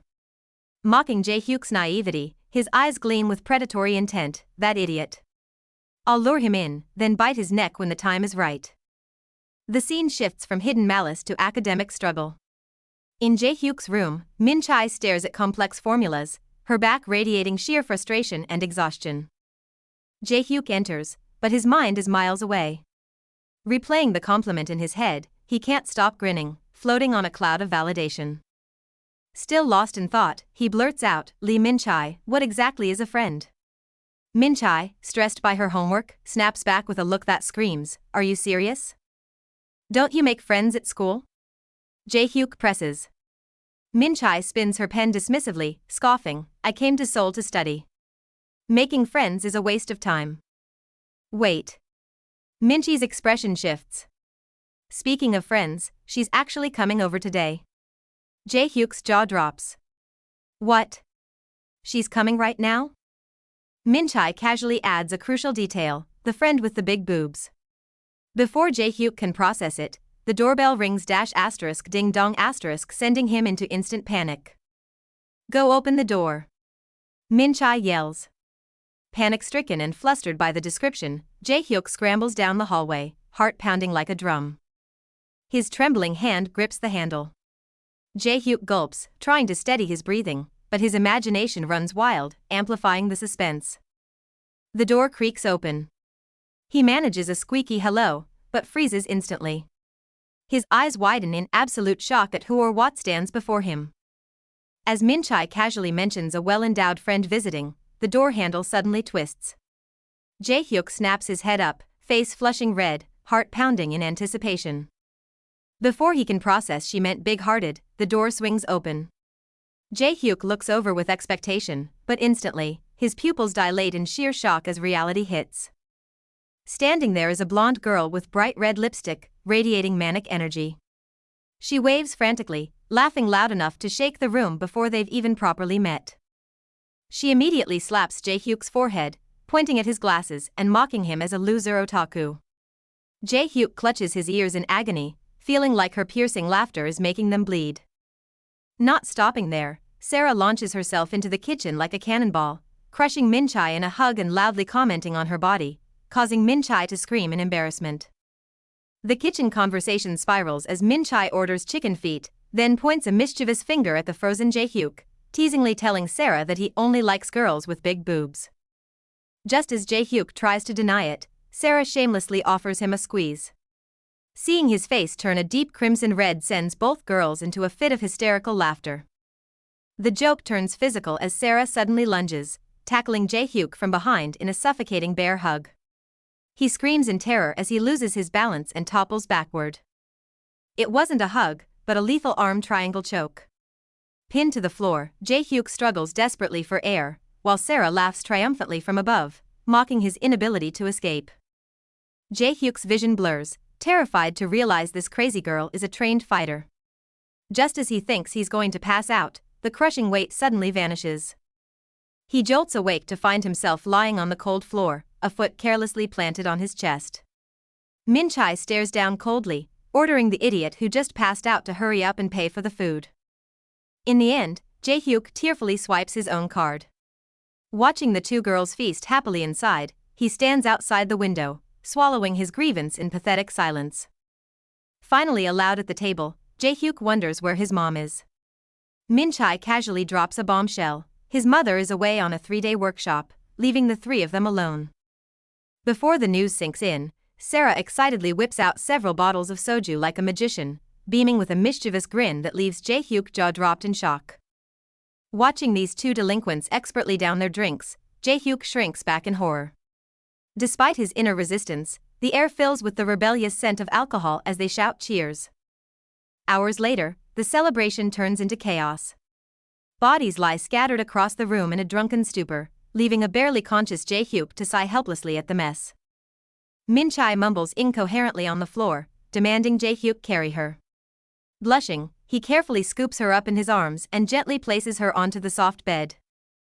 Just as he sighs in exhaustion after settling one, footsteps approach from behind. Before he can turn, a soft body suddenly slams into his back. The atmosphere turns thick and ambiguous.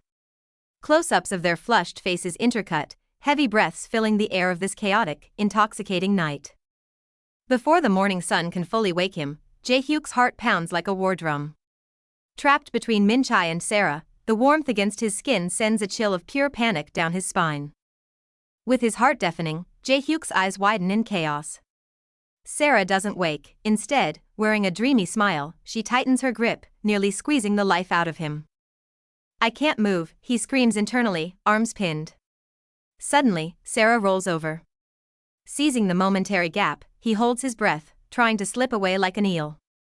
Just as he thinks he's free, a cold "hey, loser" strikes him like lightning. He freezes. Min-chae is rubbing her hungover head, her eyes radiating pure, lethal intent. The awkward intimacy instantly turns into a trial. Kneeling on the floor, Jae-hyuk trembles under Min-chae's roar of "wanna die," apologizing profusely even though he's the victim here. After some frantic explaining, the truth comes out: Sarah wouldn't let him leave last night. The scene shifts to a peaceful ramen breakfast, seemingly restoring a cozy domestic vibe. But peace is fleeting. Sarah's eyes light up as she suggests sparring. Jae-hyuk nearly chokes on his ramen. Seeing the combat maniac's excitement, cold sweat instantly drips down his face. On the sun-drenched rooftop, Jae-hyuk stands on the blue mat. He takes a deep breath, steeling his resolve. If he can't escape, he might as well use this to test his recent growth. But something feels off. Sarah isn't guarding at all, she just looks at him with feigned confusion. Jae-hyuk covers up, alarm bells ringing in his head. What is she planning? "Aren't you going to hit me?" Sarah asks lightly. The moment Jae-hyuk hesitates, her fist strikes out like a viper, landing heavily squarely on his face. No time to breathe. Sarah's offense unleashes like a storm, every punch whistling through the air. "Stay sharp. We're sparring." Her lesson is carved into him through sheer pain. Seeing the disheveled Jae-hyuk, Sarah bursts into villainous laughter. This isn't sparring, it's a one-sided massacre. The painful lesson of this chapter has only just begun. End of episode. Reflecting on that hit, Jae-hyuk is still shaken. It wasn't just power, it was psychological warfare using words to lower his guard. The impact left his mind blank. "Don't space out. Sarah's pursuit is relentless, fists roaring. On the battlefield, a moment's relaxation means the end, and she's teaching this lesson the hard way. Collapsed on the ground, bleeding from the lip, Jae-hyuk cries out in grievance, "That's too much." All of a sudden. But Sarah just laughs, hands on hips, showing no remorse. "Who told you to lower your guard?" Haha. After a brief pause, Sarah strikes a provocative pose, beckoning him. "Jae-hyuk, come at me." Min-chae laughs from the sidelines, while Jae-hyuk feels a pressure unlike anything before. Sarah's arms stretch out strangely, a stance full of openings yet hiding deadly intent. Gritting his teeth, Jae-hyuk decides to stop hesitating and fires off a probing jab. Cold sweat runs down Jae-hyuk's forehead as he stares in disbelief. His rapid-fire jabs were effortlessly blocked by a single hand, as if striking an invisible wall. "Too slow, dummy." Sarah hops back like a spring, her teasing voice filled with provocation. Jae-hyuk grits his teeth, analyzing rapidly. The gap is too wide, he has to risk lunging in for a 1-2 combo. Now. Jae-hyuk roars as he unleashes a right straight, his eyes burning with determination. This punch is his only bet to tear through her defense. Bam! A violent impact explodes, but Jae-hyuk isn't the one landing the hit. His vision spins wildly, shock flooding his mind. "I threw the punch first, so why am I the one getting hit?" Through the haze of consciousness, the pungent smell of fermented soybeans fills his nose. Jae-hyuk struggles to open his eyes while being shaken, his body instinctively recoiling from the bizarre odor. Arg! A scream pierces the sky. It wasn't soybeans, but Sarah's big toe stuck right in his nose. This nauseating wake-up service leaves Jae-hyuk utterly mortified. After the farce, training resumes. Min-chae looks at the confused Jae-hyuk, her tone turning stern. "Loser, haven't you noticed yet? Look closely at Sarah's stance." Jae-hyuk freezes, finally realizing Sarah stands with her right hand and foot forward. Min-chae reveals the key, usually the dominant hand is in the back. That means she's a southpaw. A southpaw? Realization hits Jae-hyuk, while Min-chae gets defensively angry about not knowing how to spell southpaw. But this explains why the fight felt so awkward. When a southpaw fights an orthodox, it's like two positive magnets repelling. The lead feet clash, creating a wider gap, a geometric nightmare for Jae-hyuk, who is used to standard distances. So she used that distance to bait you. Min-chae's analysis acts like a cold shower, making Jae-hyuk realize why he was swinging at air like a fool moments ago. When you rushed in impatiently, you ran right into her counter. Hearing the term counter hitter, a spark of excitement appears on Jae-hyuk's bruised face. That's exactly the cool style he admires. Standing before Sarah again, the air grows heavy. Jae-hyuk taps gloves lightly. This time, he's not just fighting an opponent, but fighting his own ingrained instincts about distance. But that doesn't make the fight any easier. Sarah attacks with a maniacal laugh, her storm-like pressure instantly crushing the confidence Jae-hyuk had just built. Bam! Another heavy hit, and Jae-hyuk rolls miserably into the dirt. Through the sharp pain, his only thought is, "I never want to fight this crazy woman again." The screams from the rooftop echo for a long time. A few days later, the city sun shines brightly, but dark undercurrents are quietly swirling within the school. In the hallway, a boy with dyed red hair whistles as he swaggers through. His gaze locks onto a figure ahead, a playful yet malicious smirk curling on his lips. Thud. The ball smashes hard into Jae-hyuk's head. The redhead feigns a surprised apology, but behind the clumsy excuse lies naked bullying and provocation. Hansol relishes the confused fear in Jae-hyuk's eyes, convinced that this timid, spectacled boy is the perfect prey. He quickly dons a mask of false kindness, offering comforting words while his inner voice sneers, "It would be a waste not to torment someone this week. Take it. My treat at the PC cafe." Caught off guard by this sudden generosity, the naive Jae-hyuk walks blindly into the trap, flattered and unsuspecting. Watching Jae-hyuk leave with gratitude, Hansel's smug smirk freezes mid-form as something down the hallway catches his eye, sharpening his gaze instantly. The notorious first-year big shots. Hansel's eyes narrow, calculating. He realizes this is the perfect stepping stone to elevate his status in the school hierarchy. He approaches with brazen confidence, introducing himself with a playful swagger that borders on provocation. ignoring their clenched fists ready to strike. Got the good stuff, wanna smoke? With slick social skills and the allure of contraband, he instantly dissolves the tension and infiltrates the clique. As talk turns to the mystery fighter who beat Hong Dae-bong, Hansol lets out a dismissive scoff. He sees an opportunity to spin a narrative using Jae-hyuk as his pawn. Him? Just my errand boy I taught how to fight. He spins a web of lies, his eyes darkening with malice. He's getting cocky, so I plan to put him back in his place soon. Malice festers in the shadows. With a chilling, manic laugh, the conspiracy against Kim Jae-hyuk takes shape, waiting for the moment to strike. Laughter fuels his lies, feeding his vanity. In his mind, a public humiliation designed to shatter Jae-hyuk's dignity is already counting down. The next day, under the bright sun, the noisy cafeteria bustles with youthful energy, unknowingly masking the approaching malice. While students whisper about the mystery fighter, the subject of their rumors, Kim Jae-hyuk, eats alone in peace, oblivious to the storm brewing behind him. Is he really your lackey? Challenged by his peers, Hansel's smile turns cold. To prove his dominance, he decides to make a move right now. Without warning, a tray of food is dumped squarely onto Jae-hyuk's head. Red sauce splatters everywhere as the cafeteria erupts in shock and ridicule. Oops! My hand slipped. Hansol feigns panic, offering a hollow apology to the dazed Jae-hyuk, playing the accident card perfectly to maximize the humiliation. Turning back to his gang, the mask drops. Hansol bursts into laughter with the delinquents, boasting about the humiliation like it was a masterpiece of a prank. Leaving the chaos of the cafeteria behind, the scene shifts to a quiet corner. Silence falls upon the witnesses, while the victim seeks a place to hide. Cold water splashes against his face, washing away the stain but not the humiliation.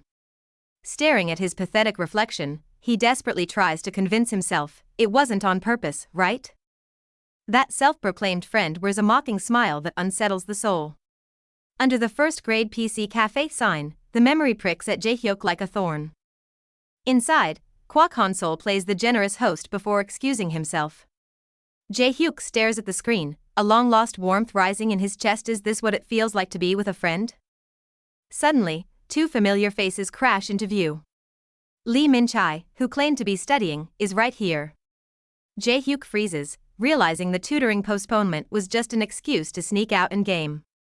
Crossed paths in a crowded room, only the adjacent seats remain. As Sarah smugly boasts about her truancy, Jae-hyuk sighs in exasperation. These fighting maniacs are a handful. Kwak Hansol returns, his urging breaking Jae-hyuk's train of thought. Log in, enter Summoner's Rift. The virtual battle is about to begin, yet Jae-hyuk's palms are slightly sweating. The tide turns, and the moment the screen goes gray, Hansel's mask rips apart. Veins bulging, he screams profanities while Jae-hyuk shrinks into his chair, trembling apologies as fear strikes again. A furious fist slams onto the desk, drawing complaints from the crowd. Hansol instantly shifts from rage to panic, comically trying to make himself invisible to avoid trouble. He lowers his voice to complain about the noise, then freezes.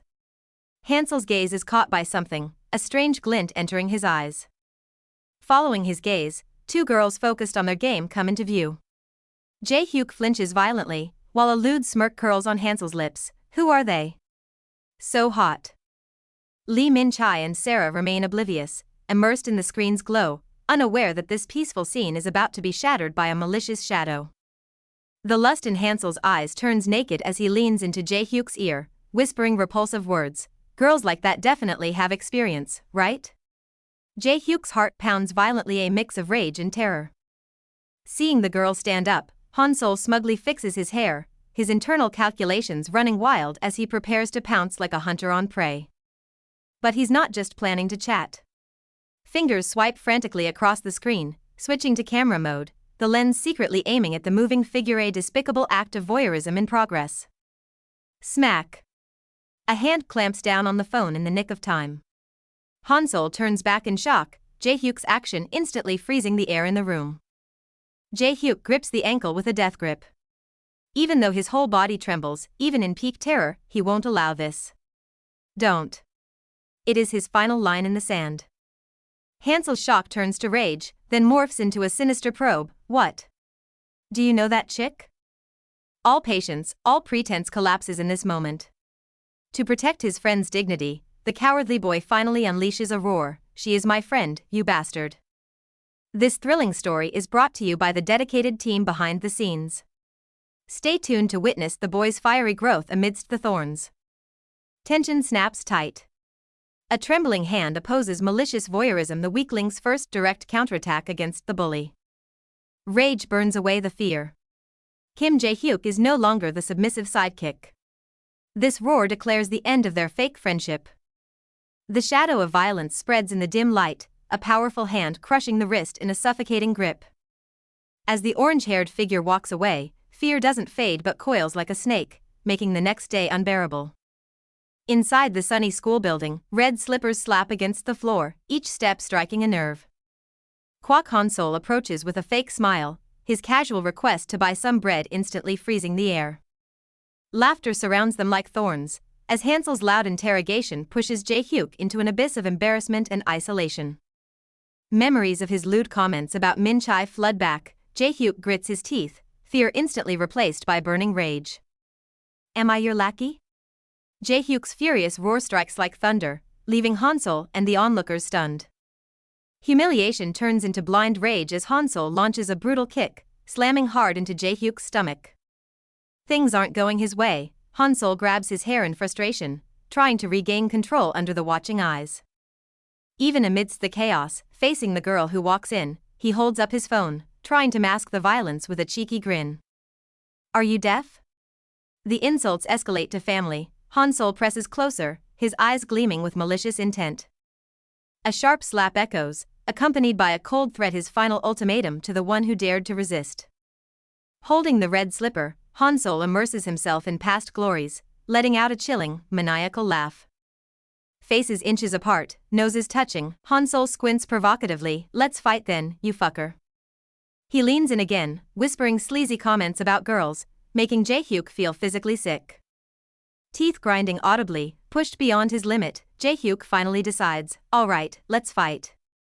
Outside, Han-sol boasts to his friends, arrogant to the extreme, as if victory is already in his pocket. Watching him shadowbox, Jae-hyuk feels nervous but keenly detects the hollowness in his opponent's eyes. A mental battle rages. Beneath the arrogance lies fear of failure, while beneath the timidity hides a resolve to fight back. You're going down. Han-sol screams with a twisted face, the desperate roar of a cornered beast. A click echoes as the door opens, revealing a figure huddled inside a suitcase, suppressing nervous breaths. This isn't cowardice, it's a winning strategy woven in the dark. Sharp glass shards are cruelly stuffed deep into blue sneakers. Standing by the lockers, he laughs manically at his despicable trap, believing himself a genius strategist controlling it all. Meanwhile, unaware of the trap, Lee Min-chae stops Jae-hyuk with a worried look. She can't understand why he would rush into a fight completely unprepared this time. Facing Min-chae's questions, Jae-hyuk's eyes dart away as cold sweat drips down. Flashbacks of sneaking around flood his mind, the unspeakable reasons making him tremble uncontrollably. He feigns casualness, promising to study later, but his eyes burn with resolve. To protect this peace, he prepares to endure the excruciating pain awaiting him alone. His unsuspecting foot thrusts into the shoe, and the crunch of glass is instantly drowned out by a blood-curdling scream. Agony shoots through him like electricity. Blood quickly stains his ankle, and Min-chae's terrified scream rings in his ears. Yet, before the pain fades, an immense sense of danger forces him to move. Losing his balance, he crashes heavily onto the ground. The world spins, filled only with the dull thud of impact and the groan of his bones as chaos ensues. Meanwhile, Kwak Han-sol's face twists in fury, veins bulging. Like a beast out of control, he roars, tearing up the agreement, desperate to unleash his violent impulses. Chapter 16 ends, the story pauses on a cliffhanger. Chapter 17 begins, a new conflict is about to erupt. Glass shards dig deep into his soul, sending blood flying. Under Min-chae's shocked gaze, Jae-hyuk loses his balance and collapses helplessly like a broken kite, pain piercing through him. Before he can catch his breath, an arrogant roar cuts through the rising dust. The tumbling figure doesn't stop, the malicious attack follows instantly, giving him no chance to stand. Kwak Han-sol couldn't care less about his opponent's condition. Eyes bloodshot, he swings his fists, burning away all reason, desperate to start this unfair slaughter immediately. The hallway instantly turns into a battlefield. Hansol charges in, creating a gust of wind, cornering the agonizing Jae-hyuk. Min-chae watches, pupils trembling, completely caught off guard. A heavy kick lands mercilessly, accompanied by Hansel's shameless interrogation. Jae-hyuk angrily protests about the agreed time, only to be met with a more violent assault. In that split second, the frantically attacking Hansol suddenly shrieks. The foot he lashed out to hurt others seems to have tasted a sharp retribution of its own due to excessive force. Jae-hyuk is in too much pain to stand, the wound on his soul making every step agonizing. Hansol points at the bleeding foot and laughs maniacally, finally tearing away the mask of accident. Mockery echoes through the hallway as Hansol humiliates him to the fullest. In the crowd, Min-chae bites her lip, eyes burning with rage. She realizes this isn't a duel, but a despicable hunt. Onlookers spot the fatal flaw: his injured foot. Min-chae watches in sweating anxiety, heart pounding. Meanwhile, Kwak Hansol laughs mockingly, certain of victory, while Jae-hyuk grits his teeth, glaring through the pain at his arrogant opponent. The assault comes like a storm. Jab. Amidst arrogant roars, heavy fists slam into Jae-hyuk's abdomen. Pain explodes instantly, his face twists, cold sweat pours, yet he struggles to stay standing. The combo strikes relentlessly, leaving Jae-hyuk defenseless. He tries to counter, but his punch is pitifully slow. Hansol dodges with ease, mockery intensifying in his eyes. What are you doing? You're so *king slow, haha. Students marvel at his speed, but Min-chae sees the truth. It's not that Hansol is fast, Jae-hyuk simply can't move. That bleeding foot has robbed him of his foundation, turning him into a sitting duck. The iron law of fighting is cruel, a right cross needs the left foot planted, but Jae-hyuk's is wrecked. Min-chae clenches her jaw, eyes filled with pain and rage. This isn't just a struggle, it's a match destined for defeat. Hansel's excitement peaks as he unleashes his signature moves with a sinister grin. Left hook. Straight. Each hit lands with a dull thud, culminating in an uppercut that sends Jae-hyuk reeling, violence unleashed to its limit. With a loud crash, Jae-hyuk hits the ground. Hansel's arrogant laughter echoes through the lot, joined by the jeers of his gang. Their piercing praise acts like knives, pinning the defeated Jae-hyuk to a pillar of shame. Meanwhile, a silver-haired youth is drawn to the commotion. Recognition sparks in his eyes when he sees the fighter. It's that kid. A boring spectacle has suddenly become very interesting. Beyond the noise, Jae-hyuk's world is reduced to sheer pain. Blood trickling from his mouth, he trembles, trying to rise, but helplessness swallows him. Overpowered and in agony, despair floods his mind. What should I do? Barefoot in a pool of blood, every step is torture. Min-chae watches, burning with anxiety but helpless to act.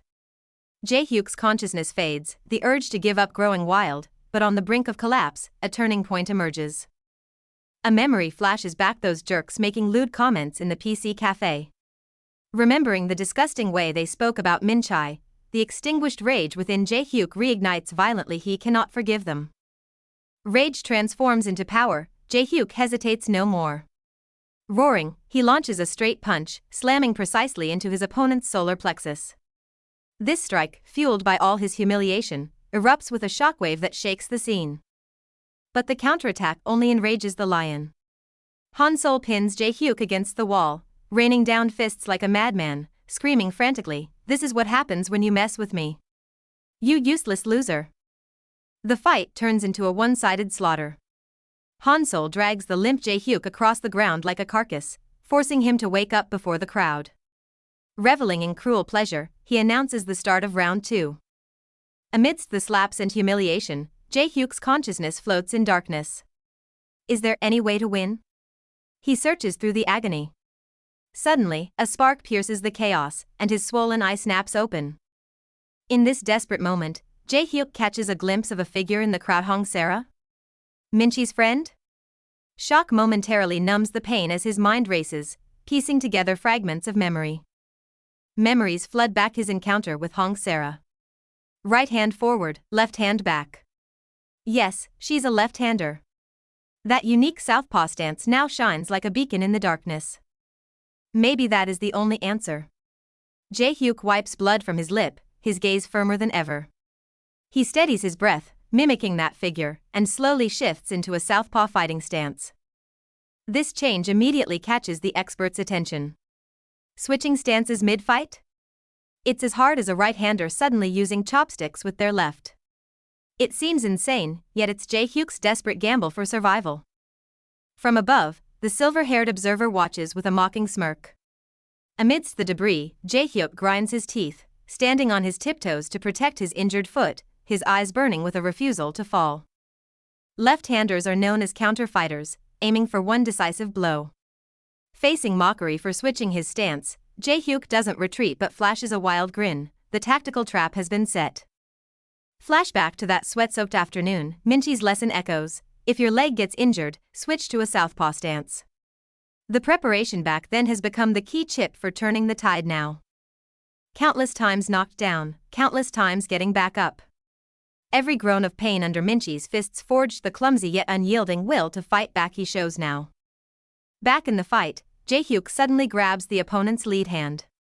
The enemy swats it away in confusion, his impatience growing exactly the rhythm Jae-hyuk wanted. Just like this, keep harassing his lead hand until he loses his cool. Minchi's playful tactical lesson resurfaces. In this psychological game, anger is the first crack in the armor. Finally, unable to contain his rage, the opponent roars and swings a heavy punch.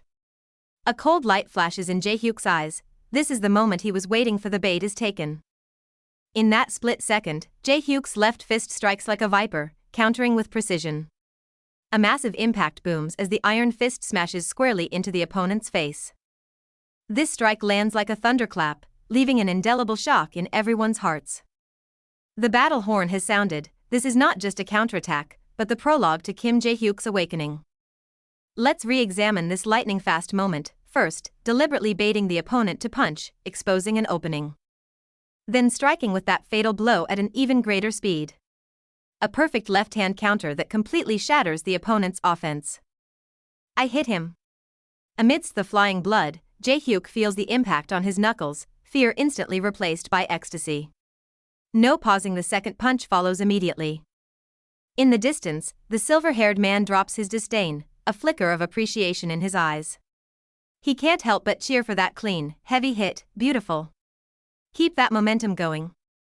Meanwhile, Sarah Hong, watching from the sidelines, claps and laughs in excitement. Seeing Jae-hyuk display his left-hand talent makes her happier than anyone, even forgetting her original plans. Jae-hyuk. Win this and I'll give you a chance. Sarah cheers loudly, ignoring everyone else. But for Jae-hyuk right now, only the roar of his heartbeat exists. All outside noise has been blocked out.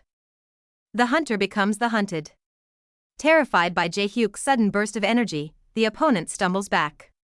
Is this kid crazy? Fear makes him just want to flee from this suddenly awakened beast. Beaten and fleeing in front of everyone, humiliation twists the opponent's face. If he can't win with fists, he'll destroy everything. He looks around frantically, searching for a lethal weapon. Die. He grabs a roadside bicycle frame and swings it down with manic force. Accompanied by a dull thud, splitting pain shoots through Jae-hyuk's head as his vision violently shakes. Students gasp in horror as the violence crosses the line. Kwak Honsol laughs maniacally, unleashing a chaotic, rule-free street brawl. The sheer force of the impact ripples outward, crushing a nearby bicycle, a silent testament to the destructive power unleashed. Kwak Honsol falls into a frenzy, raining down punches. He revels in the impact, roaring as he unleashes his violent desires. In the midst of despair, a memory surfaces. Sarah stands with crossed arms, her gaze sharp. Do you know the weakness of a counterfighter? Leaning confidently against the wall, she cuts to the chase. When they're cornered with no room to retreat, their counter advantage becomes a fatal flaw. He once thought it was a dead end, but now her voice echoes in his mind. Since it's a counter style, we turn that against them.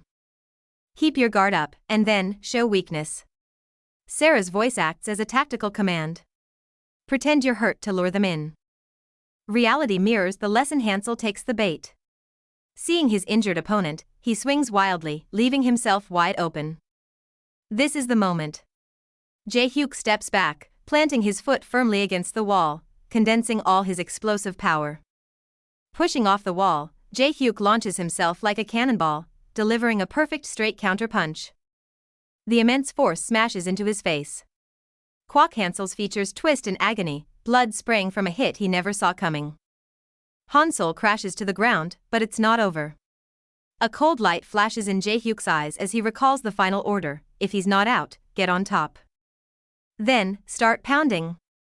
Echoing the roar in his heart, Jae-hyuk mounts his opponent, his fists falling like a torrential storm. As Hansol lies dazed on the ground, Jae-hyuk plants a foot on his chest, looking down coldly. Think of your answer while you're getting hit. Rage explodes completely. Jae-hyuk is no longer the coward, every punch is fueled by long-suppressed resentment. Unforgivable. How dare you hurt my friend? He screams, awakening within the violence to protect those he cares about. The tables have turned completely. Hansel's cronies panic, watching the awakened beast as fear spreads through the air. Desperate, Hansol cries for help, only to be met with cold mockery from above. Deal with it yourself, trash. He has been utterly abandoned. Without backup, Hansol faces Jae-hyuk's judgment alone. Fists fly, delivering a counterattack for dignity. The once arrogant bully finally breaks, sobbing and begging for mercy. Stop. I'm sorry. Please, stop. In a moment of life or death, the cornered opponent pulls a dagger, his terror morphing into a frenzied scream of mutual destruction. But it is futile. Kim Jae-hyuk's iron fist, charged with long-suppressed rage, mercilessly crashes into his face, the air erupting with a dull thud. I'll never forgive you. With this guttural roar, a vengeful punch lands again, completely shattering the opponent's last resistance. With a final crack, glasses shatter and blood splatters. The once arrogant bully collapses like mud. The battle is decided.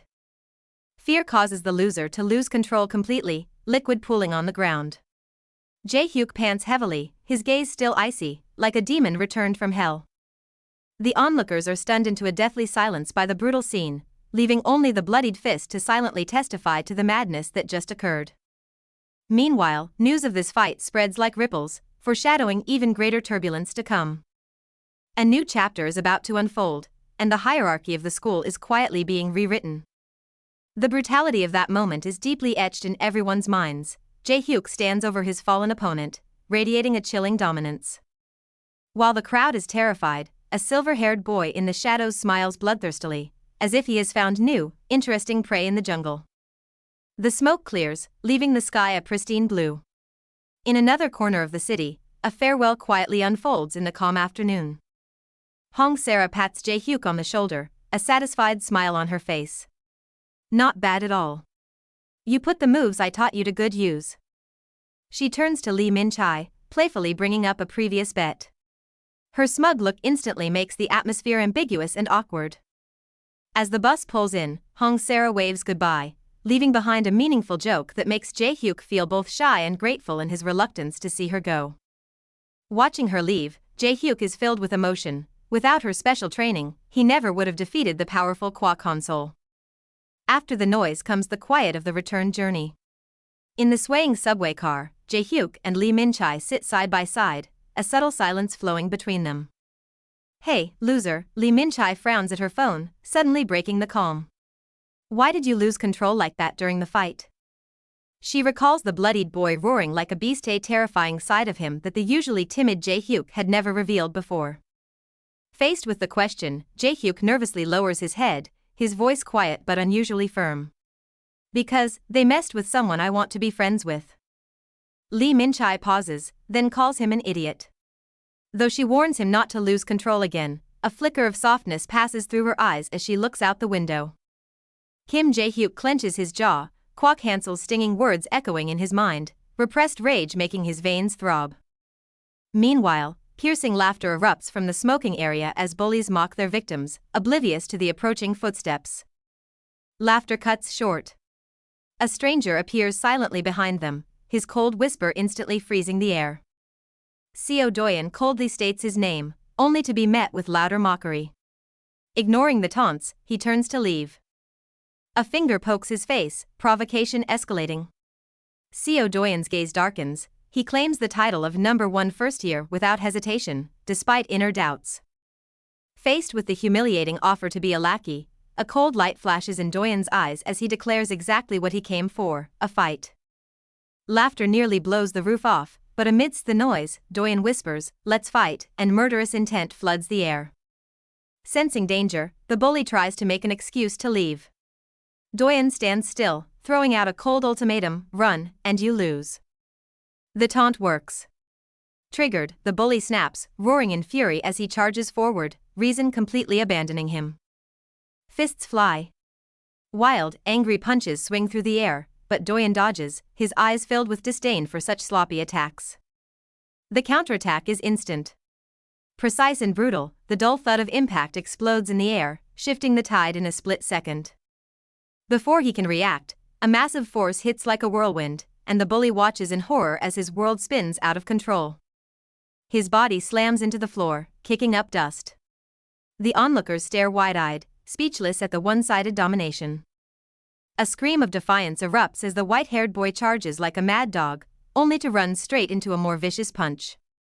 The final blow is clean and decisive. A whip-like kick lands perfectly on the head, silencing all noise instantly. Dust settles. Co. Doyen stands alone amidst the fallen bodies, lightly dusting off his chest as if brushing away a speck of dirt. Twilight shrouds the campus. In a hidden corner by the gym equipment room, a lock clicks, and a beam of light pierces the darkness. Doyen steps inside, facing the hostile glares within. His intrusion instantly lights the fuse of a much more dangerous powder keg. Facing the core of Invincible, he doesn't throw a punch but bows deeply, delivering the unexpected line, "Please accept me." Facing the silver-haired youth's sneering mockery, Jae-hyuk stands his ground, firmly asserting his victory, only to be met with laughter that drips with even greater contempt. The silver-haired leader's smile vanishes, replaced by a razor-sharp gaze as he lays down a cold ultimatum: Jae-hyuk will only be recognized if he defeats someone worthy. The phone screen lights up, revealing a stranger's face, Co. Doyen. Staring at the digital declaration of war, Jae-hyuk coolly accepts the explosive challenge. On the other side, Co. Doyen stands solemn in a suit. In the unseen shadows, fate presses against his temple like a loaded gun, leaving him no choice but to accept. The scene shifts to a peaceful school afternoon, sunlight bathing the red brick walls. The snack bar buzzes with chatter, oblivious to the gathering storm. Standing in the noisy classroom, Jae-hyuk savors the long-awaited peace. With the malicious harassment gone since defeating Kwa Console, he can't help but smile in relief. Though this peace involves running errand for Min Chai, Jae-hyuk's self-deprecating moment is shattered by an enthusiastic shout from behind, freezing him in surprise. A group of self-proclaimed outsiders surrounds him, eyes twinkling with adoration. They excitedly recount their attention to him, as if looking up to a hidden hero. Hearing that he has become a beacon of hope for the bullied, Jae-hyuk is in disbelief. Faced with this sudden praise and validation, he stands awkward and overwhelmed. Blushing furiously, Jae-hyuk stammers his thanks.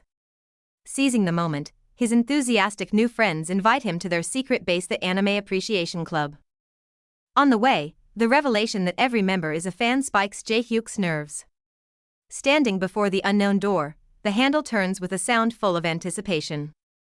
Heads peek through the cracked door, finding only a girl engrossed in her phone. Startled by the intrusion, she jerks her head up, surprise written all over her face. The moment Jae-hyuk steps into view, Baek Daesum's eyes widen in shock. She instantly covers her face, letting out an ear-piercing scream of sheer embarrassment. The boys, assuming she's just startled, start to tease her, until it hits them standing before this superfan is the very idol she's been obsessing over. In her panic, Daesum crashes to the floor, chair and all, banging her knee. She tries to stand, suppressing the pain, creating a scene both hilarious and cringeworthy. She tries to compose herself for an introduction, but her mismatched slippers betray her inner chaos. The clumsy sight fills the air with an endearing awkwardness. Shaking hands, Daesum finally mutters the courage to admit she's watched all his fights. This unfiltered confession turns Jae-hyuk to stone as the room erupts in teasing. The club members start roasting Daesum about her ideal type, their banter loud and relentless. Amidst the chaos, Jae-hyuk feels a long-lost pulse of youthful energy. Watching these guileless friends bond, warmth floods Jae-hyuk's chest.